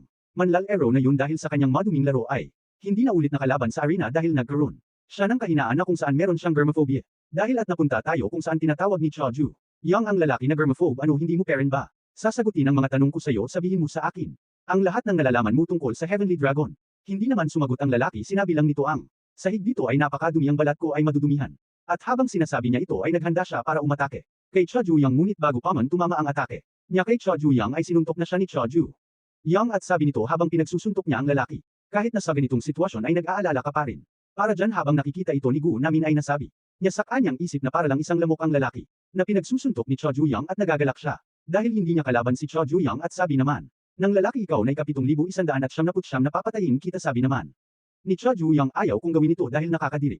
Kumuha ito ng tubig mula sa palikuran at sabi pa niya na oras na para sa therapy at makikita natin ang kamay ni Choju Yang na may hawak-hawak na isang bagay at sabi niya nabuksan niya ang kanyang bibig at napunta tayo kung saan pawis na pawis ang lalaki at binuksan nito ang kanyang locker at pagbukas niya madaming basura ang lumabas dito dahil dito ay nagulat ang lalaki. Dahil may napakadaming basura at nasa likod niya naman ang isang lalaki at inihambas niya sa sahig si Park Jong-chan at sabi ng lalaki, sabi nila nagkaroon ka ng germophobia kaya hindi ka na nakakalaban sa arena, mukhang totoo nga ang mga sinabi nila dahil sa sitwasyon ito na nakikita ko. Alam mo ba gaano nila ako minaliit sa arena dahil sa madumi mong laro? Habang sinasabi ito ng lalaki ay may isang bagay ito sa kanyang kamay para ilagay sa bunganga ni Park Jong-chan. Nagulat naman si Park Jong-chan sa gagawin ng lalaki at pinipigilan niya ito at sinabi niyang madumi ang bagay na hawak ng lalaki at bigla na lang tumagilid ang lalaki. At ganoon din ang nangyari kay Choju Yang at tinanong ni Park Jong-chan kung alam daw ba ni Choju Yang kung ano ang mangyayari sa tao na dudumihan siya at bigla nitong hinawakan ng dalawang kamay ni Choju Yang. Sabi pa ni Park Jong-chan, bubugbugin kita ng walang tigil. Si Choju Yang naman ay nahihirapan at sabi ni Park Jong-chan, ngayon ay hindi na kita papakawalan hanggang sa mabali ang mga buto mo. Habang nahihirapan naman si Choju Yang nang makita ito ni Gu Namin ay nag-aalala siya at tinanong niya sa kanyang sarili kung tutulungan niya si Choju Yang kung magpapatuloy. Ang ganito hindi naman na ipagpatuloy ang sinasabi ni Gu Namin dahil nagulat siya. Sinabi ni Choju Yang na nagpapaalala ito ng kabataan niya bilang anak ng lalaking yun. Hindi man lang niya ako nayakap kahit isang beses kundi tinuro niya ako kung paano makipag laban. Ang pagyakap niya sa akin napakahigpit na para bang madudurog na ang mga buto at nagsalita si Choju Yang, anong klaseng nakakadiring alala yun, ngunit salamat doon dahil kaya ko makipaglaban ng harapan. Si Park Jong-chan naman ay nahihirapan at sabi pa ni Choju Yang na napapaihi siya at dahil sa lakas ng puwersa ni Choju Yang may naririnig tayong nabali. Napasigaw naman si Park Jong-chan at sabi pa ni Choju Yang, ano kaya ang babaliin ko o baliin ko na lang ang spinal cord mo at maririnig natin ang bagbalik ng buto sa kamay ni Park Jong-chan at pati ang kanyang spinal cord ay tila nabali na rin. Napasigaw naman ng sobrang lakas si Park Jong-chan sa sakit. Nagtataka naman si Choju Yang sa ginagawa ni Park Jong-chan at tinanong niya ito kung nagta-top out na ba ito para palayain niya na ito. Napangiti naman si Choju Yang at sinabing wala sa kanya. Nagturo nito. Nagulat naman si Park Jong-chan at napasigaw na nga ng sobrang lakas si Park Jong-chan dahil sa ginawa ni Choju Yang at sa sobrang sakit din ito. Napunta naman tayo kung saan nagutos ang gwardya na linisin ang bawat sulok. Sinunod naman ito ng mga bilanggo at sa palikuran ay makikita natin ang imbodo sa bunganga ng lalaki. Ito pala ay si Park Jong-chan na nakagapos na at sinasabi ni Gu Namin na huwag siya masyadong malikot. Sabi pa ni Gu Namin kay Choju Yang na ang lalaki ang punot dulo ng gulong ito, ngunit bakit hindi niya maintindihan ang sinasabi natin. At sabi pa ni Gu Namin mukhang ang shock therapy ay hindi pa sapat, mukhang kailangan nating gawin pa ito ulit. At sabi naman ni Choju Yang na ayaw niya na itong gawin, ngunit ito na lang ang kanilang pagpipilian dahil ito na lang ang nakakabiglang gawin at inihiyan niya na nga ang bibig ni Park Jong-chan. At habang umiihi si Choju Yang sa bibig ni Park Jong-chan, nagpupumiglas ito, ngunit sabi ni Gu Namin huwag ka nang masyadong bimalikot dahil ang lemon juice ay paparating na. At habang umiihi si Choju Yang ay nagtataka siya kung ano kaya ang lasa nito. Si Park Jong-chan naman ay hindi na mapinta ang kanyang mukha pagkatapos umihi ni Choju Yang. Agad naman inalis ni Gu Namin ang imbodo sa bibig ni Park Jong-chan at si Choju Yang naman ay lumapit habang may galit itong ekspresyon. Ay sinabi niya na sabihin na ang lahat ng nalalaman ni Park Jong-chan tungkol sa Heavenly Dragon at kwento na nga si Park Jong-chan kung saan ay maririnig natin ang isang boses na naghahanda para tatuan si Park Jong-chan habang sinasabi nito na isang baguhan si Park Jong-chan at makikita natin ang isang babae pala ang nagsasalita kung saan sinisabi nito kay Park Jong-chan na papagandahin niya ang tato ng Heavenly Dragon sa kanya at makikita rin natin ang babae na may tato ng Heavenly Dragon at sinabi pa nito kung bakit tumatanggap sila ng mga bata pa at sinabi nito ang dragon ay nirerepresenta ang kanilang lakas, ngunit ang bulaklak ay nirerepresenta nito ang kagandahan at pagiging masigla nito. Sabi pa ng babae kahit gaano pakaganda ang bulaklak ay malalanta pero nito ang The Heavenly Dragon ay naghahanap para sa bagong henerasyon para mamuno at ang mga kabataan ay puno ng potensyal, ngunit ang mga matatanda ay wala dahil kahit anuman ang sitwasyon nilang kaharipan ay kaya nilang lumakas. Kaya ang grupo ay nagre-recruit ng mga kabataan na may potensyal at para alagaan ito at paramihin kaya dapat Mamulaklak Karen ng katulad ng flower dragon si Park. Jongchan naman ay nagsalita na yun lang ang lahat, na nalalaman niya tungkol sa Heavenly Dragon dahil isa lamang siyang isang maliit na miyembro nito kaya, palayain mo na ako. Nagulat naman ito nang lumapit si Cha Juyang at sa isip niya kung ganun pala yun ang rason. Kung bakit ang tinatawag kong ama ay sinanay ako na, para bang mamamatay na ako mula bata pa ako para lang mamulaklak o lumakas ng mas mabilis kahit kanino man. Tinawag naman ni Gu namin si Cha Juyang at nagsalita. Si Park Jongchan, ngunit bakit mo tinatanong ang impormasyon tungkol sa Heavenly Dragon? Hindi kaya gusto mong sumali sa Heavenly Dragon? Nang marinig ito ni Cha Juyang tila ba nagpaintang ang kanyang mga tenga at sabi pa ni Park Jongchan, kaya gusto mo maging parte ng Heavenly Dragon? Kung gusto mo irerekomenda kita dahil dito ay makikita nating nagalit na si Cha Juyang at bigla nitong hinawakan si Park Jongchan sa leeg at tinanong naman ni Park Jongchan kung bakit niya ito ginagawa. Sa kanya dahil sinabi niya na ang lahat sa kanya at sabi ni Cha Juyang na isara ang bunganga niya at naghanda ito para suntukan si Park Jongchan at sabi ni Cha Juyang na susuntukan niya siya dahil naiirita siya sa kanya at tumama na nga ang suntok ni Cha Juyang at sa gusali kung saan naglilinis ang mga bilanggo ay sabi ng gwardya na tatapusin na nila ang kanilang paglilinis at makikita natin si Cha Juyang at hinahanap nito ang panlinis. At bigla naman dumating si Gu namin at tinawag nitong Mr. Cha Juyang ang ating bida habang inaabot nito ang hinahanap ni Cha Juyang at tinanong naman ni Cha Juyang kung ano ang ginagawa ni Gu namin. Bigla naman nagpasalamat si Gu namin at tinanong naman ni Cha Juyang kung para saan. Sabi naman ni Gu namin dahil pinatay niya ang baliw na si Park Jongchan kaya makakatulog na siya ng komportable mamayang gabi. Sabi naman ni Cha Juyang hindi niya naman pintay si Park Jongchan at sabi ni Cha Juyang, di ba sinabi mo sakin na tinurture kanila gamit ang disinfectant sa dati mong selda? Di ba dapat patay na ang taong pinainom nito ngunit buhay ka? Sabi naman ni Gu namin, yun ba? Bumula pa doon ang bibig ko dahil pinalitan ko ng mabyu lang sabon ang disinfectant. Kung magiging totoo lang ako ay gusto kong makaalis sa lugar na yun kaya inayos ko ang mga bagay na yun para lang malaipat ako kaya nakakapag chill ako kahit anong oras ko man gustuhin ng marinig. Naman ito ni Cha Juyang ay nabigla siya at hindi makapagsalita at sinabi ni Cha Juyang na hindi niya na kailangan magpasalamat sa kanya dahil nahanap niya naman ang tao na may tato ng dragon. Sabi naman ni Gu namin, yun ba narinig ko ang may tato ng dragon na yan ay nakakatakot na grupo at narinig ko na tinatawag silang Heavenly Dragon at bakit mo pala hinahanap sila? At sinabi naman ni Cha Juyang na para bugbugin sila hanggang mamatay at sabi naman ni Gu namin mukhang hindi naman ikaw yan. Sabi pa ni Cha Juyang na hanap na natin ang dalawang ngunit nasaan naman kaya ang iba pa? Sabi naman ni Gu namin napaka-daming tao sa juvenile prison na may tato at sabi ni Cha Juyang ngayon na ang lahat ng may tato ng dragon ay leader ng bawat selda kaya kailangan kong tignan lahat ang mga leader ng selda. At sabi naman ni Gu namin na sigurado siya na hindi yun gagawin ni Cha Juyang dahil sa susunod na linggo ay magaganap ang pagpupulong ng lahat ng leader ng bawat selda dahil yun ang araw kung saan magkikita silang lahat sa komite. Tinanong naman ni Cha Juyang kung ano ang komite at ipinaliwanag naman ni Gu namin ang tungkol sa komite kung saan nag-uusap sila na tila ba magkakaibigan at nagtatawanan ngunit ang pinag-uusapan nila ay mga ilegal na transaksyon.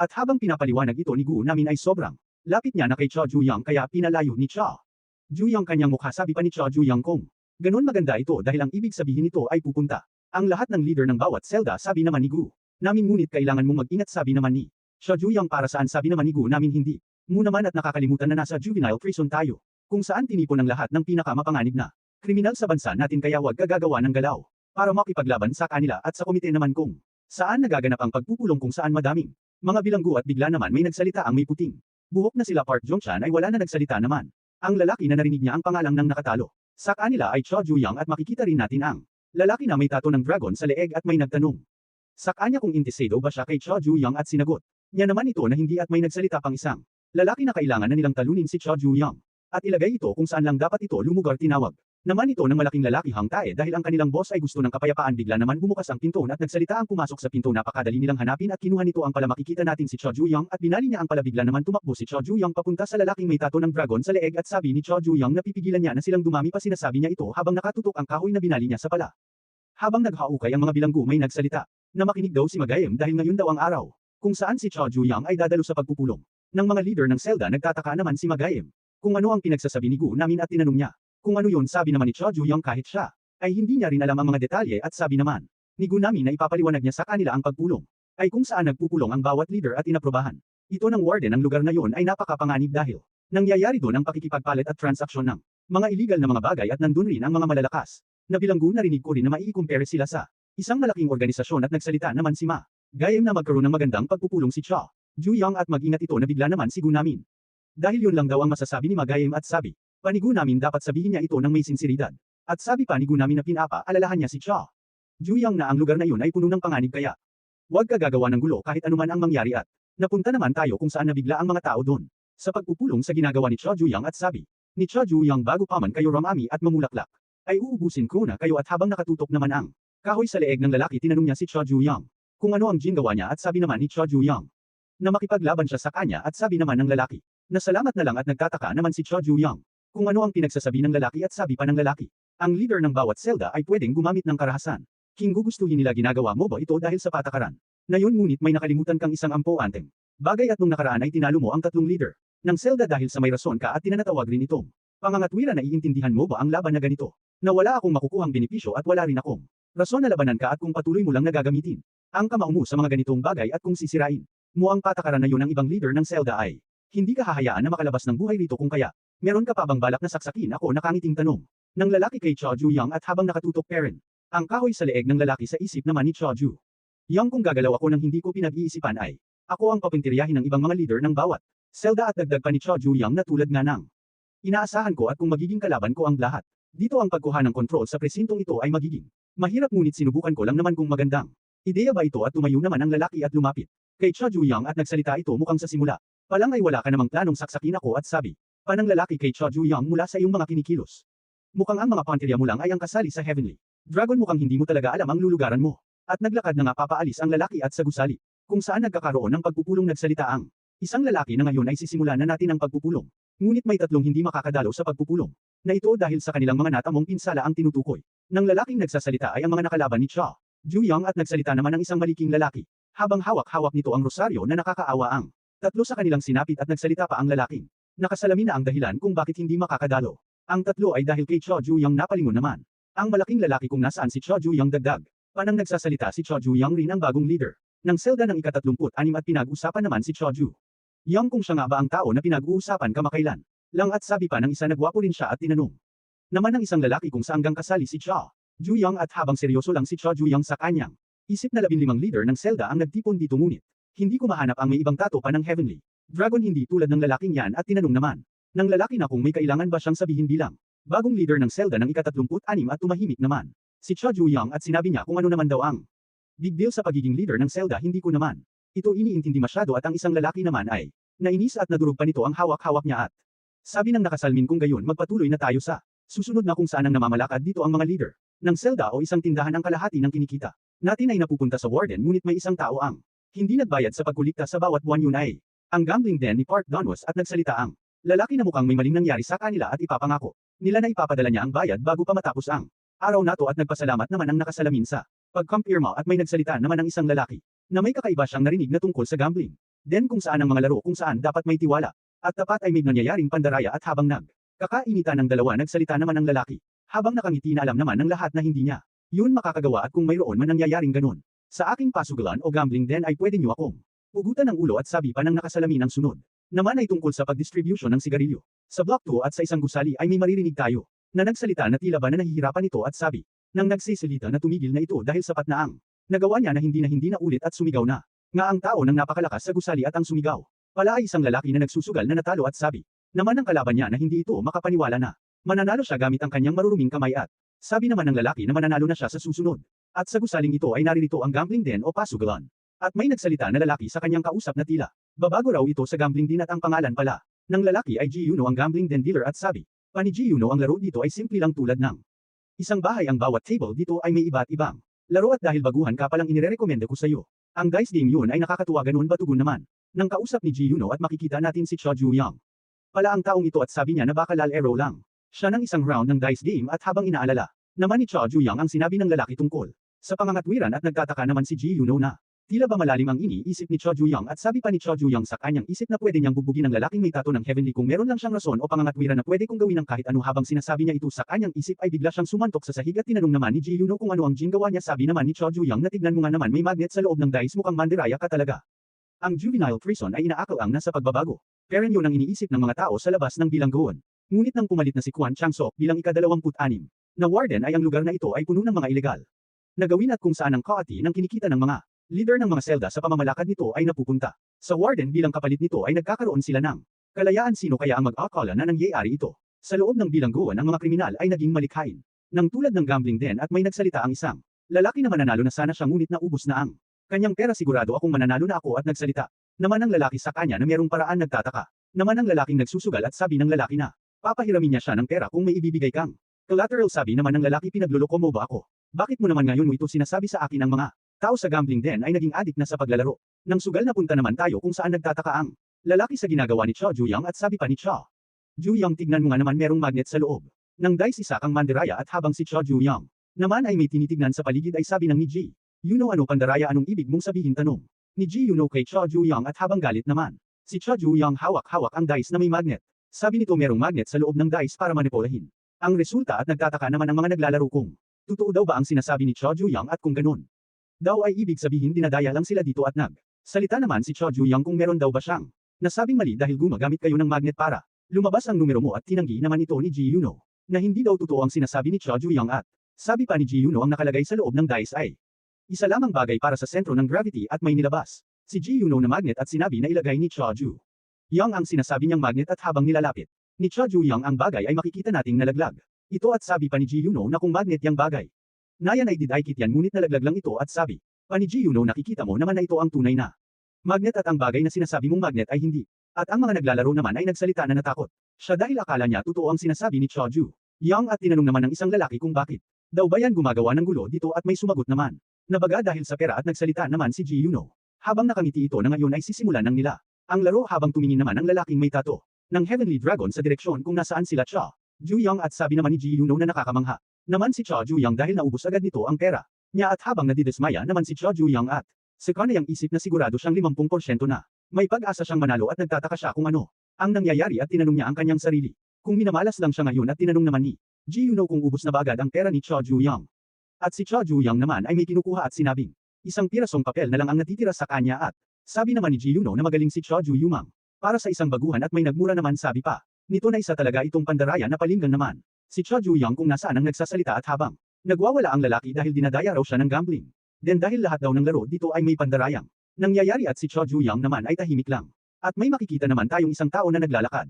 At sabi pa ng nagwawala na hindi niya ibibigay ang pera niya dahil dinadaya siya. At may bigla naman humawak sa kamay ng lalaki kung saan nabitawan nito ang hawak niya. At sabi ng may hawak ng kamay niya na masaya siya kapag nananalo siya, ngunit kapag natatalo ka meron kang sinasanhing problema. At habang sinasabi ito ng lalaki ay bigla niyang himampas ang pagmumuka ng lalaki.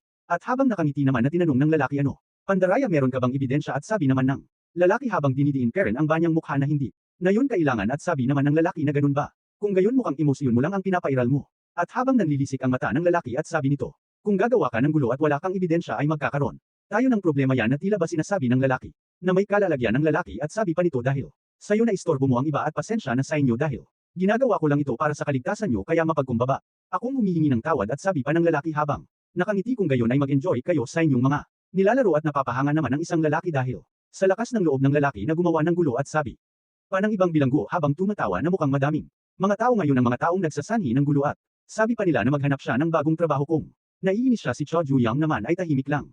At napunta tayo kung saan nag-uusap-usap silang tatlo. At tinanong ni Gu namin kung kamusta naman ang gambling. Then sabi naman ni Cho Juyang na naubos na ang lahat ng kanyang pera at hindi rin ako makahanap ng ebidensya na may nangyayaring pandaraya. At sa selda nila ay nagsalita si Cho Juyang ano naman sa kanila. At sabi naman ni Gu namin habang may kinukuha silang dalawa ni Magayem sa loob ng kanilang damit at nilapag nila ang kanilang nakuha. At sabi pa ni Gu namin na ayon nga sa kanilang plano ay kinuha nila ang mga ito. At sabi pa ni Gu namin na napakagaling ni Cho Juyang umarte dahil nagsanhi ito ng gulo. At sila naman ay kinuha ang baraha at gano on din ang ginawa ni Magayem. At tinanong naman ni Gu namin kung ano ang masasabi ni Cho Juyang sa kanyang plano. Sabi naman ni Cho Juyang na nakakahiya ang kanyang ginawa. Sabi naman ni Magayem na ay cheer up niya si Cho Juyang. At sinabi naman ni Gu namin kung merong ngang nangyayaring pandaraya ay meron silang mahahanap na ebidensya. Sumang-ayon naman si Cho Juyang na dapat merong kakaiba sa mga baraha at napunta tayo kung saan may maririnig isang tao na nahihirapan. At makikita rin natin ang gulong ng sasakyan ay andar at napasigaw ang isang tao na humihingi ng tawad.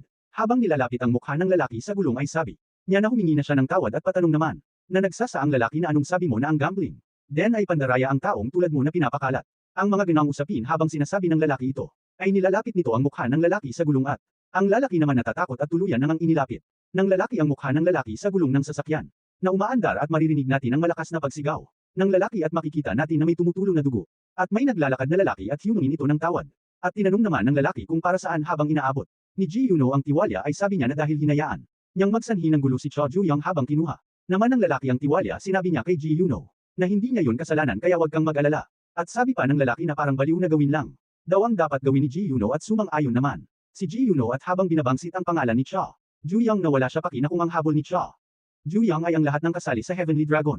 Dahil kasali rin ako, wala akong paki kung ako ang habol niya dahil hindi ko lang hahayaan na sumanhi ng gulo. Sa gambling din kung gagawa pa siya ng gulo at napunta naman tayo kung saan nagsalita si Guo namin na nahanap niya na nakikita ko na tinanong naman ni Magayem. Nakikita ang ano, sabi naman ni Guo namin dito sa likod ng baraha ay may mga bilog na pattern ngunit may dalawang kakaibang bilog na mas malaki kesa sa iba at sabi pa ni Guo namin na palatandaan ito para matukoy nila kung ano ang baraha at sabi naman ni Magayem na nandaraya talaga sila habang tahimik naman si Cho Juyang sa isip niya na nahanap niya na at may nagsalita naman na pangangatwiran kung magsasanhi pa siya ng gulo ay puputulin ko ang ulo niya at ganoon din ang nasa isip ni Cho Juyang. Sa kulungan ay ang ika-2658 bilanggo na si Kim Jong-so. Ay nakalaya, makikita naman natin ang saya sa kanyang mukha dahil sa kanyang pagkakalaya at may bigla naman. Tumawag sa kanya at kinongrats siya nito sa pagkakalaya niya at tinanong naman ni Kim Jong-so kung sino ang lalaki at hinakbayan siya ng lalaki at sinabing mag-celebrate sila sa pamamagitan ng tofu o tokwa at tinanong pa siya ng lalaki kung nag-enjoy ba siya sa kulungan. At sabi naman ni Kim Jong-so anong enjoy at sabi naman ng lalaki wag ka nang mahiya, naging masaya ka sa pasugalan. Sa loob hindi ba at si Kim Jong-so ay kinakabahan at ang lalaki naman ay biglang sinubo ang tokwa sa bibig ni Kim Jong-so at sabi pa ng lalaki na wag nang ang maangan si Kim Jong-so na tila ba walang alam at sabi pa ng lalaki ang collateral na pinirmahan mo ang height mo ay 174 centimeters at ang weight mo ay 64 na kilo, hindi ka nag-iinom ng alak at hindi rin naninigarilyo, wala caring sakit, ikaw ay malusog na tao at ang pinaka-importante ay ang blood type mo ay hinitay kita ng matagal at makikita natin ang isang van na tulad ng sa ambulansya. At si Kim Jong-so naman ay kinakabahan at sabi pa nito, sandali lang at pinasok na siya ng lalaki sa van at sa bilangguan kung saan nagkakaroon ng mga bisita ay makikita natin ang lalaki at nagsalita ito na ang mga taong iyon ay mga bata pa kaya ang mga organs noon ay fresh pa kaya salamat doon ang kanilang negosyo ay lumaki. At sabi pa ng lalaki na nakapalit na rin siya ng ngipin. Habang pinapakita nito ang kanyang gintong ngipin at yun daw ay salamat sa iyo at sabi naman ng kausap ng lalaki ay wag niya na yung alalahanin pa at makikita natin na ito ang may tattoo ng The Heaven's Dragon at ang pangalan nito ay Park Dunhwa, ang kaso ay organs trafficking agent at taon ng pagkakakulong ay 2 na taon at 6 na buwan ang kanyang ginagawa sa loob ng kulungan. Ngayon ay nagpapatakbo ng sagalan sa loob ng kulungan at nagsalita naman ang lalaki kung saan sabi nito na kung hanggang kailan pa nila ito ipagpapatuloy dahil kung may iwan siyang ebidensya ay mahuhuli sila at ang warden naman ay isisi sa kanila ang lahat. Sabi naman ni Park Dunhwa na kahit magkaroon pa ng worst case scenario ay ayos lang ito dahil walang problema sa mundo ang hindi masusolusyonan ng pera at napunta tayo kung saan may nagsalita na palatandaan at ang nagsasalita ay si Cho Juyang at sabi pa nito na kakaiba ang laki nito kesa sa iba kaya bakit hanggang ngayon ay wala pa rin nakakahalata nito at si Gu namin naman ay nagyayabang kay Magayem at sabi nito kahit na si Sherlock ay mahuhulog ang short nito dahil sa mga matatalas kong mata kahit ako nga ay nabigla rin at si Magayem naman ay walang masabi sa kayabangan ni Gu namin at sabi ni Cho Juyang na ngayon meron na siyang sandata na pangputol sa kanyang ulo at sabi pa nito na ngayong gabi ay pupunta sila sa gambling den. At napunta na nga tayo sa gambling den at makikita natin si Cho Juyang na nakatayo at sabi nito sa kanyang isip ang kanyang gagawin ay simple lang dahil kailangan niya lang maglaro muna at binati naman siya ni Ji Yuno sa kanyang pagbabalik sa gambling den at tinanong naman ni Cho Juyang kung ito daw nga ba ang trump card table at sabi naman ni Ji Yuno na oo at maupo na daw si Cho Juyang habang yumuopo si Cho Juyang sa kanyang isip nasa harap ng madaming tao at ipapakita kung sa kanila ang mga pandaraya na ginagawa ng gambling. At hindi niya na natapos ang kanyang sinasabi sa kanyang isip dahil may biglang nagsalita na nandito na daw si Cho Juyang na bigla naman si Cho Juyang nang makita niya ito at si Park Dunhwa pala ang nagsasalita at sabi pa nito na hinihintay niya talaga siya at sabi pa nito na maglaro silang dalawa at nabigla naman si Cho Juyang at sa kanyang isip ay tinanong niya kung ano ang nangyayari at sabi pa ni Park Dunhwa na curious lang siya at sa isip naman ni Cho Juyang ano siya agad ang haharap sa akin at tinanong siya ni Park Dunhwa kung ang habol daw ba niya ay ang Heavenly Dragon at sa isip naman ni Cho Juyang kung ano daw ba ang binabalak nito at sinabi niya na hindi niya sasabihin ang mga personal na impormasyon niya at sabi naman ni Park Dunhwa ganito na lang ang gagawin nila kung mananalo. Siya ay sasabihin ni Cho Juyang ang gusto niyang malaman at napangiti naman si Cho Juyang at sa kanyang isip ay mas maganda ito at ngayon ay hindi ko na kailangang hanapin ka pa at sinabi ni Cho Juyang na sige ba kung gusto mo at nagtataka naman ang mga bilanggo sa pasugalan dahil maglalaro daw ang operator at makikita rin natin nakapalibot ang mga bilanggo para panoodin ang laro nila Cho Juyang at sinabi ni Park Dunhwa na pumili nalaro si Cho Juyang. Sabi naman ni Cho Juyang na dahil nalaro niya na ang dice kaya gusto niya namang subukan ang baraha dahil hindi niya pa ito nasusubukan. At sabi ni Ji Yuno na dahil baguhan pa lang si Cho Juyang ay ang lalaroin nila ay madali lamang at sabi ni Park Dunhwa na ang lalaroin nila ay ang pagpares ng baraha at sabi naman ni Ji Yuno na madali lang. Ito dahil kailangan mo lang ibaliktad ang baraha at ipares ito sa kaparehong numero at kung mapapares mo ang mga numero ng tama ay ikaw pa rin ang babaliktad ng mga baraha kung mali naman ang pares na baraha ang nabaliktad mo ay ang kalaban mo naman ang susubok at ang para madali kang manalo ay tandaan mo lang ang posisyon ng mga baraha mo nang nakita at sa isip naman ni Cho Juyang kung sino man ang may alam sa mga palatandaan. Sa baraha ay hindi ito matatalo at kung hindi ko alam ang tungkol sa palatandaan sa baraha ay matatalo agad. Ako nang walang kahirap-hirap at habang inayos na ni Ji Yuno ang mga baraha ang mga bilanggo naman ay nakatingin lang at sabi pa nila na gambling den operator Park Dunhwa versus Cho Juyang at nag-usap-usap naman ang mga Bilanggo sino si Cho Ju-young at sabi naman ng isa, na siya ang tao na ang bumugbog sa mga ibang leader. Ng Zelda at tinanong naman ni Gu namin si Magayem, kung nakikita niya daw ba ang nakikita niya na bigla. Naman si Cho Ju-young sa kanyang isip dahil ang mga palatandaan sa mga baraha ay wala na at sabi naman, ni Gu namin ano ang mga bilog sa baraha ay napakaliit. Na hindi niya ito makita at sa isip naman ni Magayem. Ano walang palatandaan sa mga baraha nakakapagtaka. Naman at makikita naman natin si Cho Ju-young na kinakabahan. Nang makita ito ni Park Dunhwa ay napangiti ito at sabi, panito na napakaganda ng mga marka sa mga baraha. Na tila ba inaasar nito si Cho Ju-young at sabi pa ni Park Dunhwa na ang mga ginagamit nilang mga baraha sa gambling den ay magaganda ang mga kalidad at dagdag. Panito na marami pa silang laro ngunit ang napiling laro ni Cho Ju-young ay ang pinakamahirap kinabahan. Naman si Cho Ju-young at sa kanyang isip na sa una palang ay alam na ni Park Dunhwa na kinuha nila ang mga baraha. Kinabahan naman si Cho Ju-young at sabi ni Ji Yuno na kung handa na daw ba si Cho Ju-young. At kung ganun daw ay sisimulan na nilang magtaya at sabi naman ni Park Dunhwa habang kinukuha ang kanyang pera na kung magsimula sila sa ganitong halaga at makikita natin ang napakadaming pera na tinaya ni Park Dunhwa.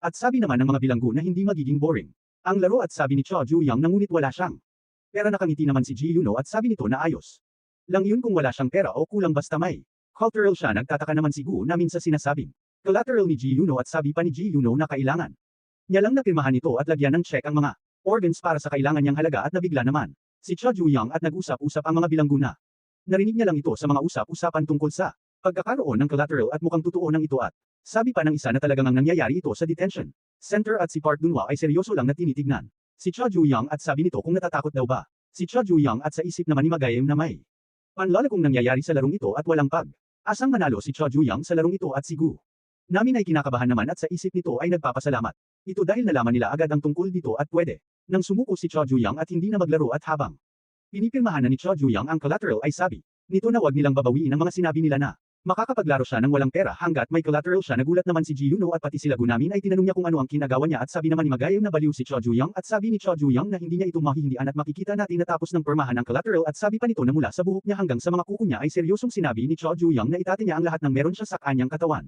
Pagkatapos naman itong sabihin ni Cho Ju-young ay tumahik ang paligid at bigla naman nagsalita si Park Dunhwa kung ganun sige at sabi naman ni Gunamin at Magayem sa kanilang isip na halata namang may pandaraya rito ngunit itataya niya ang kanyang mga lamang loob. Ano ba ang iniisip niya at sabi ni Ji Yuno kailangan nyo lang ipares ang mga barahan nyo sa tamang kapares ni ang unang titira ay si Cho Ju-young at sabi naman ni Cho Ju-young na gusto niya ang ganitong kasimpleng laro at nagumpisa na nga siyang kumuha ng baraha para ipares at ang una niyang nakuha ay ang numero 8 at ang pangalawa naman ay numero 9 at sabi ni Ji Yuno na ang mga baraha ay makaiba ng numero at si Park Dunhwa naman ang susubok at ang unang nakuha nito ay numero 9 at nabigla naman si Cho Ju-young at sabi pa ni Park Dunhwa na alam kung saan nakalagay ang nakuha mo kanina at kinuha na nga ni Park Dunhwa kung nasaan ang kaparehas ng baraha at sabi naman ng mga bilanggo na swerte si Park Dunhwa sa kanyang unang subok at sabi pa ng isa na nakadepende lamang sa swerte ang pagsusugal ng marinig.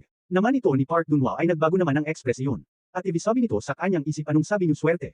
Hindi lamang ito swerte at sabi nito na alam niya kung saan nakalagay ang mga baraha at nang tumira na ito ulit ay nagkamali ito at nagkamali rin si Cho Ju-young kung saan nakuha nito ay numero 8 at sabi pa ni Park Dunhwa na alam niya saan nilagay ang mga baraha ni Ji Yuno dahil kinausap niya ito at nanitindaan niya na kung saan nilagay ang lahat ng baraha at si Park Dunhwa na nga ang tumira ulit at kung saan parehas ang nakuha nitong baraha at sabi pa nito na mukhang seneswerte siya na mangha naman ang mga bilanggo at dahil 4 na baraha agad ang naparehas ni Park Dunhwa at sinabi nito na nakakaawa si Cho Ju-young at napunta tayo kung saan makikita natin ang ama ni Park Dunhwa at tinanong siya nito kung ano ang nagustuhan niya sa kanya bilang ama at sabi naman ni Park Dunhwa tinatanong pabayaan dahil kumikita ka ng maraming pera at habang nagtatawanan ang mag-ama at sabi ng ama niya ganun ba mukhang wala na akong magagawa dahil kailangan ko nang magtrabaho. Gagawin ko ang lahat sa trabaho ko para sa'yo at sabi ni Park Dunhwa sa kanyang isip ang aking ama ay akalain mong mapapagkatiwalaan na tao ngunit imbes na pumunta siya sa kanyang trabaho ay pumupunta siya sa kasino kung saan naging adik siya reto at nalaman kung na nagkaroon siya ng mga utang mahigit 50 million won. Siya ay napakatanga kung saan naloloko lamang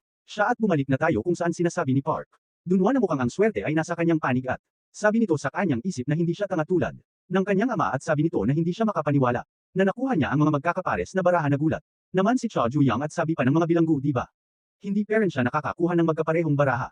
Mukhang malas siya ngayon at sabi pa ng mga bilanggo mukhang iiyak siyang parang bata kapag inalis na lahat ng mga lamang loob niya at sabi naman ng isa na hindi na rin siya magkakaroon ng mga mata para umiyak at sabi naman ni Cho Ju-young na gusto mo bang ipakita kusan Ayla na ang larong ito ay napakadali lamang at nakuha ni Cho Ju-young ay parehas na queen at natuwa naman si Gunamin dahil mukhang kumakampi na kay Cho Ju-young ang swerte at sa ulit na pagsubok ni Cho Ju-young ay parehas ulit ito at mukhang nasa panig na daw ni Cho Ju-young ang swerte ngunit 16 na baraha pa ang kailangan niya para mahabol ang kay Park Dunhwa at nabigla naman si Park Dunhwa at sabi ng isa kong Paano daw ba nakakakuha ng maraming pares si Choju Yang at kumuha ulit ito si Choju Yang ng baraha?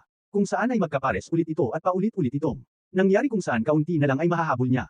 Na ang kay Park Dunhwa at sa kanyang isip na hindi ito pwedeng mangyari-yari dahil siya lang at ang dealer ang nakakaalam tungkol sa baraha at tinignan niya si Ji Yuno at napunta tayo kung sa nagliligpit ng gamit si Ji Yuno at nakita nito ang itinapon na papel ni Choju Yang at binuksan niya ito dahil meron daw ritong nakasulat at makikita natin ang nakasulat kung saan na pumunta daw si Ji Yuno sa Kree at sa Kree nga ay may maririnig natin na may nagsalita na bakit daw siya tinawag reto ni Choju Yang at nagsalita si Choju Yang na alam niya na dinadaya nila ang mga laro sa mga baraha at tinanong naman ni Ji Yuno kung ano ang ibig niyang sabihin at sa isip niya mukhang nalaman niya na ngunit pinalitan na namin ng bago ang mga baraha at sabi pa ni Choju Yang na didiretsuhin niya na si Ji Yuno at ililigtas niya ito dahil kayong lahat sa gambling den ay nagtatrabaho para bayadan ang utang kay Park Dunhwa sa pagpapautang ng pera sa mga tao para sa collateral na ang kapalit ay ang kanilang lamang loob babayaran ko ang lahat ng utang. Basta tulungan mo lang ako ng isang beses at sabi naman ni Ji Yuno kung tutulongin niya siya ay papatayin siya ni Park Dunhwa at sabi naman ni Choju Yang na narinig niya na may malaking utang siya kay Park Dunhwa at kung sigurado rin daw ba siya kung mababayadan niya ito bago siya makalaya dahil may 3 linggo ka na lang bago makalaya at kung hindi ito mababayaran ni Ji Yuno ay alam niya na ang mangyayari at alam ko rin na ayaw mong alisan ng lamang loob kaya ang gagawin mo ay simple lang habang nanonood ang lahat ay sasabihin mo ang lahat ng katotohanan tungkol sa mga pandaraya ng gambling den at nagsalita na si Choju Yang na mukhang ang swerte niya ngayong araw at nagulat naman si Park Dunhwa sa kanyang nakikita at sabi pa ni Choju Yang o kaya na may maganda akong memorya dahil ang mga baraha ay nakalagay kung saan mo gusto nagulat naman ang mga sumusugal na ng matagal sa gambling den at ang ibig sabihin ba daw nito ay dinadaya lang sila at sumang-ayon naman si Ji Yuno. Ang lahat ng mga laro sa gambling den ay may mga pandarayang nangyayari at sabi pa ni Ji Yuno na pwede niya silang pakitaan ng tricks na palagi nilang ginagawa sa gambling. Den at pumunta naman lahat kay Park Dunhwa at sabihin daw na hindi daw totoo ang sinasabi ni Ji Yuno at nagsalita na si Park Dunhwa anong sabi mo ang aking pasugalan ay puno ng pandaraya hindi ko yun magagawa makikita natin na nagagalit na ito dahil sinabi na ni Ji Yuno ang totoo habang nagsasalita ito ay makikita natin ang na may ataking paparating sa kanya at tumama ito sa kanya ng sobrang lakas at tinanong ni Choju Yang kung sapat na daw ba ito sa tinatawag niyang pangangatwiran at tulad daw ng sinabi niya sa meeting ng mga cell leader ay puputulin ko na ang ulo mo. Makikita natin ang mga dokumento at may sumisigaw na buksan ang pinto at sabi pa nito na pagkatapos niyang umutang ng pera sa kanya para sa pagsusugal ay nawala. Siyang parang multo nagtataka naman si Park Dunhwa at tinong niya ang kanyang ama kung ano ang pinagsasabi ng tao sa labas at sinabi niya na magsalita ang kanyang ama ang kanyang naman ay tahimik lang sa gilid. At nagsalita ito na wala siyang ginawang mali dahil sabi niya na gusto niyang kumita ng malaking pera at si Park Dunhwa naman ay nagulat at napunta tayo sa isang silid at sa isip ni Park Dunhwa dahil sa utang ng kanyang ama sa pagsusugal ito ang nangyari sa kanya na nakarete na lang sa higaan at napagtanto ko na kung wala akong pera ay hindi ko mapoprotektahan ang aking pamilya at bumalik tayo kung saan nagsalita. Si Choju na tulad ng sinabi niya ay puputulan niya ang kanyang ulo at makikita natin na hinampas na ni Choju Yang ang kanyang hawak-hawak at sabi nito na mukhang naiwas si Park Dunhwa sinagot naman ito ni Park Dunhwa na maiiwasan niya ito habang umatake siya kay Choju Yang at tumilapon ito nagulat naman si Ji Yuno sa kanyang nakita at nasa likodan niya na si Park Dunhwa at sabi nito na ang dealer ay trinidor. Ako ngunit hindi yun sapat at bigla nitong sinakal si Ji Yuno at inangat at sabi ni Park Dunhwa na dahil doon ay kailangan niyang magbayad at sabi ni Ji Yuno na wag siyang patawanin ni Park Dunhwa dahil meron siyang sapat na ebidensya na mapapatunayan na isang mandaraya si Park Dunhwa patanong naman na sinabi ni Park Dunhwa ano ebidensya ano ang sinasabi mong ebidensya at nagulat naman si Ji Yuno dahil meron pa isang dealer at sabi pa ni Ji Yuno sa kanyang isip na tumatakas ito kasama ang mga ebidensya at nagsalita naman si Park Dunhwa na ang dapat lang na magalit dito ay siya lang at hinampis niya si Ji Yuno sa sahig ng sobrang lakas at sabi pa nito na hindi ko naisip na makikipag sabuatan ka sa iba at ipagkakanono ang gambling den at tinanong niya si Ji Yuno kung ito daw ba ang paraan niya sa pagbayad ng utang at makikita rin natin papasugod na si Choju Yang kay Park Dunhwa at nagsalita naman si Park Dunhwa nagagalaw siya at dagdag pa nito na the best ang pera at aitan pa nito kung nasaan si Choju Yang at hindi na ito nakaiwas at tumama sa kanya si Ji Yuno at natumba sila sa sahig at sabi pa ni Park Dunhwa habang papasugod ito na hindi niya intensyon na ay criticize sila ngunit wala rin siyang intensyon napatawarin sila at pinagsusuntok niya si Ji Yuno. Nagulat naman si Gu namin sa kanyang nasaksihan at nagsalita si Park Dunhwa na hindi niya inaasahan na agad lang mawawala ng malay si Ji Yuno at si Choju Yang naman ay naghanda na sipain si Park Dunhwa at nang sinapa niya na nga ito ay tumilapon ito at sabi ni Choju Yang wala siyang intensyon na tumakbo o hayaan man ang sinauman na tumakas habang nakahandusay si Park Dunhwa ay napunta tayo sa isang silid at sinabi nito sa kanyang katabi na mukhang hindi pa nagkakaroon ng malay ang kanyang ama at hindi niya rin inaasahan na ganito ang mangyayari sa kanya at makikita natin si Park Dunhwa na nagsalita na ang mga laro sa sugal ay ang dahilan kung bakit nagkaganito ang kanyang ama. Inaalagaan ko siya ng mabuti alam ko rin na marami siyang responsibilidad na pinapasa ng utang niya. Sa pagsusugal ay nabayaran din sa pagsusugal at sabi ng lalaki na kung maririnig ito ng ibang tao ay iisipin nila na ang desisayon na ay ginawa ng iyong ama dahil ibininta mo ang iyong sarili sa akin dahil mahirap alaga ng anak ng mag-isa lang at sabi pa ng lalaki. Ngunit ngayon ay nabayaran mo na ang mga utang mo. Kaya bakit sinusubukan mo Karen na magkamalay ang iyong ama dahil ba ito sa iyong pagmamahal tumayo naman ang lalaki at sinagot naman ito ni Park Dunhwa. Sa kanyang isip na hindi at makikita natin ang insurance. Buhok na katabi ng kanyang ama at sabi ni Park Dunhwa, na di ba ito ang dapat gawin para kumita ng pera ay, kailangan mong ibinta ang iyong pamilya at bumalik. Naman tayo kung saan nagsalita si Park Dunhwa na hindi niya kailangan mag-alala dahil hindi siya aalis ng. Hindi niya nakukuha ang pera niya at habang sinasabi niya ito ay inatake niya si Cho Ju-young at naiwasan. Niya naman ito sabi nito na nagtataka siya kung bakit. Puro bukang bibig niya na lang ang pera habang sinasabi niya ito ay naghanda siyang mag-uppercut at sabi ni Park Dunhwa na mukhang magaling daw sa pakikipaglaban. Si Cho Ju-young at pinagsusuntok niya naman ng walang tigil si Park Dunhwa at makikita natin na walang magawa. Si Park Dunhwa at may isa pang atake ang paparating. Sa kanyang muka at nagtataka naman si Cho Ju-young ang pakikipaglaban ay ganun ba talaga kaampo-anti at nagulat. Naman siguro namin at nag-aalala ito at sinambit niya ang pangalan ni Cho Ju-young at makikita natin na tinuhad ni Park Dunhwa si Cho Ju-young at napasukan naman ng dugo si Cho Ju-young at naghanda pa ng isang pag-atake. Si Park Dunhwa at sinuntok niya na nga si Cho Ju-young. Nang sobrang lakas kung saan tumilapon ito habang may makikita tayong dugo sa sahig at sinabi ni Park Dunhwa na ang isang taong matigas ang ulo tulad mo ay kailangan magtrabaho at bayaran ako at patanong na sinabi ni Park Dunhwa na kung iniisip daw ba ni Cho Ju-young na ang pakikipaglaban ang pinaka-importante at makikita naman natin na sa sasakyan pala tumilapon si Cho Ju-young at nagsalita ang lalaki na sinasabi niya ito na para bang napalakas niya tinanong naman ng isang bilanggo kung ang isang yun ay patay na at kinakabahan. Naman siguro namin kung ano daw ba ang nangyari kay Cho Ju-young ngayon lang at humingi ng payumanhin si Park Dunhwa dahil naistorbo niya sila at nakikita naman nila na isang maliit na pangyayari at wala ring problema sa kanilang pasugalan o pandaraya at aayusin nila ito agad at may nagsalita naman na mukhang nagkamali siya dahil sinabi niya na ang kanyang pasugalan ay walang pandarayang nangyayari na palingon naman sila. Kung sino ang nagsasalita ito pala ay si Cho Ju-young. At sabi naman ni Park Dunhwa na kahit na magsisi siya, ngayon hindi niya na natuloy ang kanyang sinasabi dahil nagsalita si Cho Ju-young na hindi niya kailangan ng rason para patayin niya si Park Dunhwa at ito rin ay lugar kung saan pwedeng maglaro. Nagulat naman si Gunamin at sabi pa ni Cho Ju-young na simula ngayon silang dalawa ay maglalaro na ng tagu-taguan at si Park Dunhwa naman ay nagtataka at sabi pa ni Cho Ju-young na magtago ng mabuti si Park Dunhwa dahil baka makita niya ang kanyang buhok at si Park Dunhwa naman ay gulat na gulat at sabi ni Cho Ju-young na kung hindi siya magtatago ng mabuti at kapag nahuli niya siya ay mamamatay siya.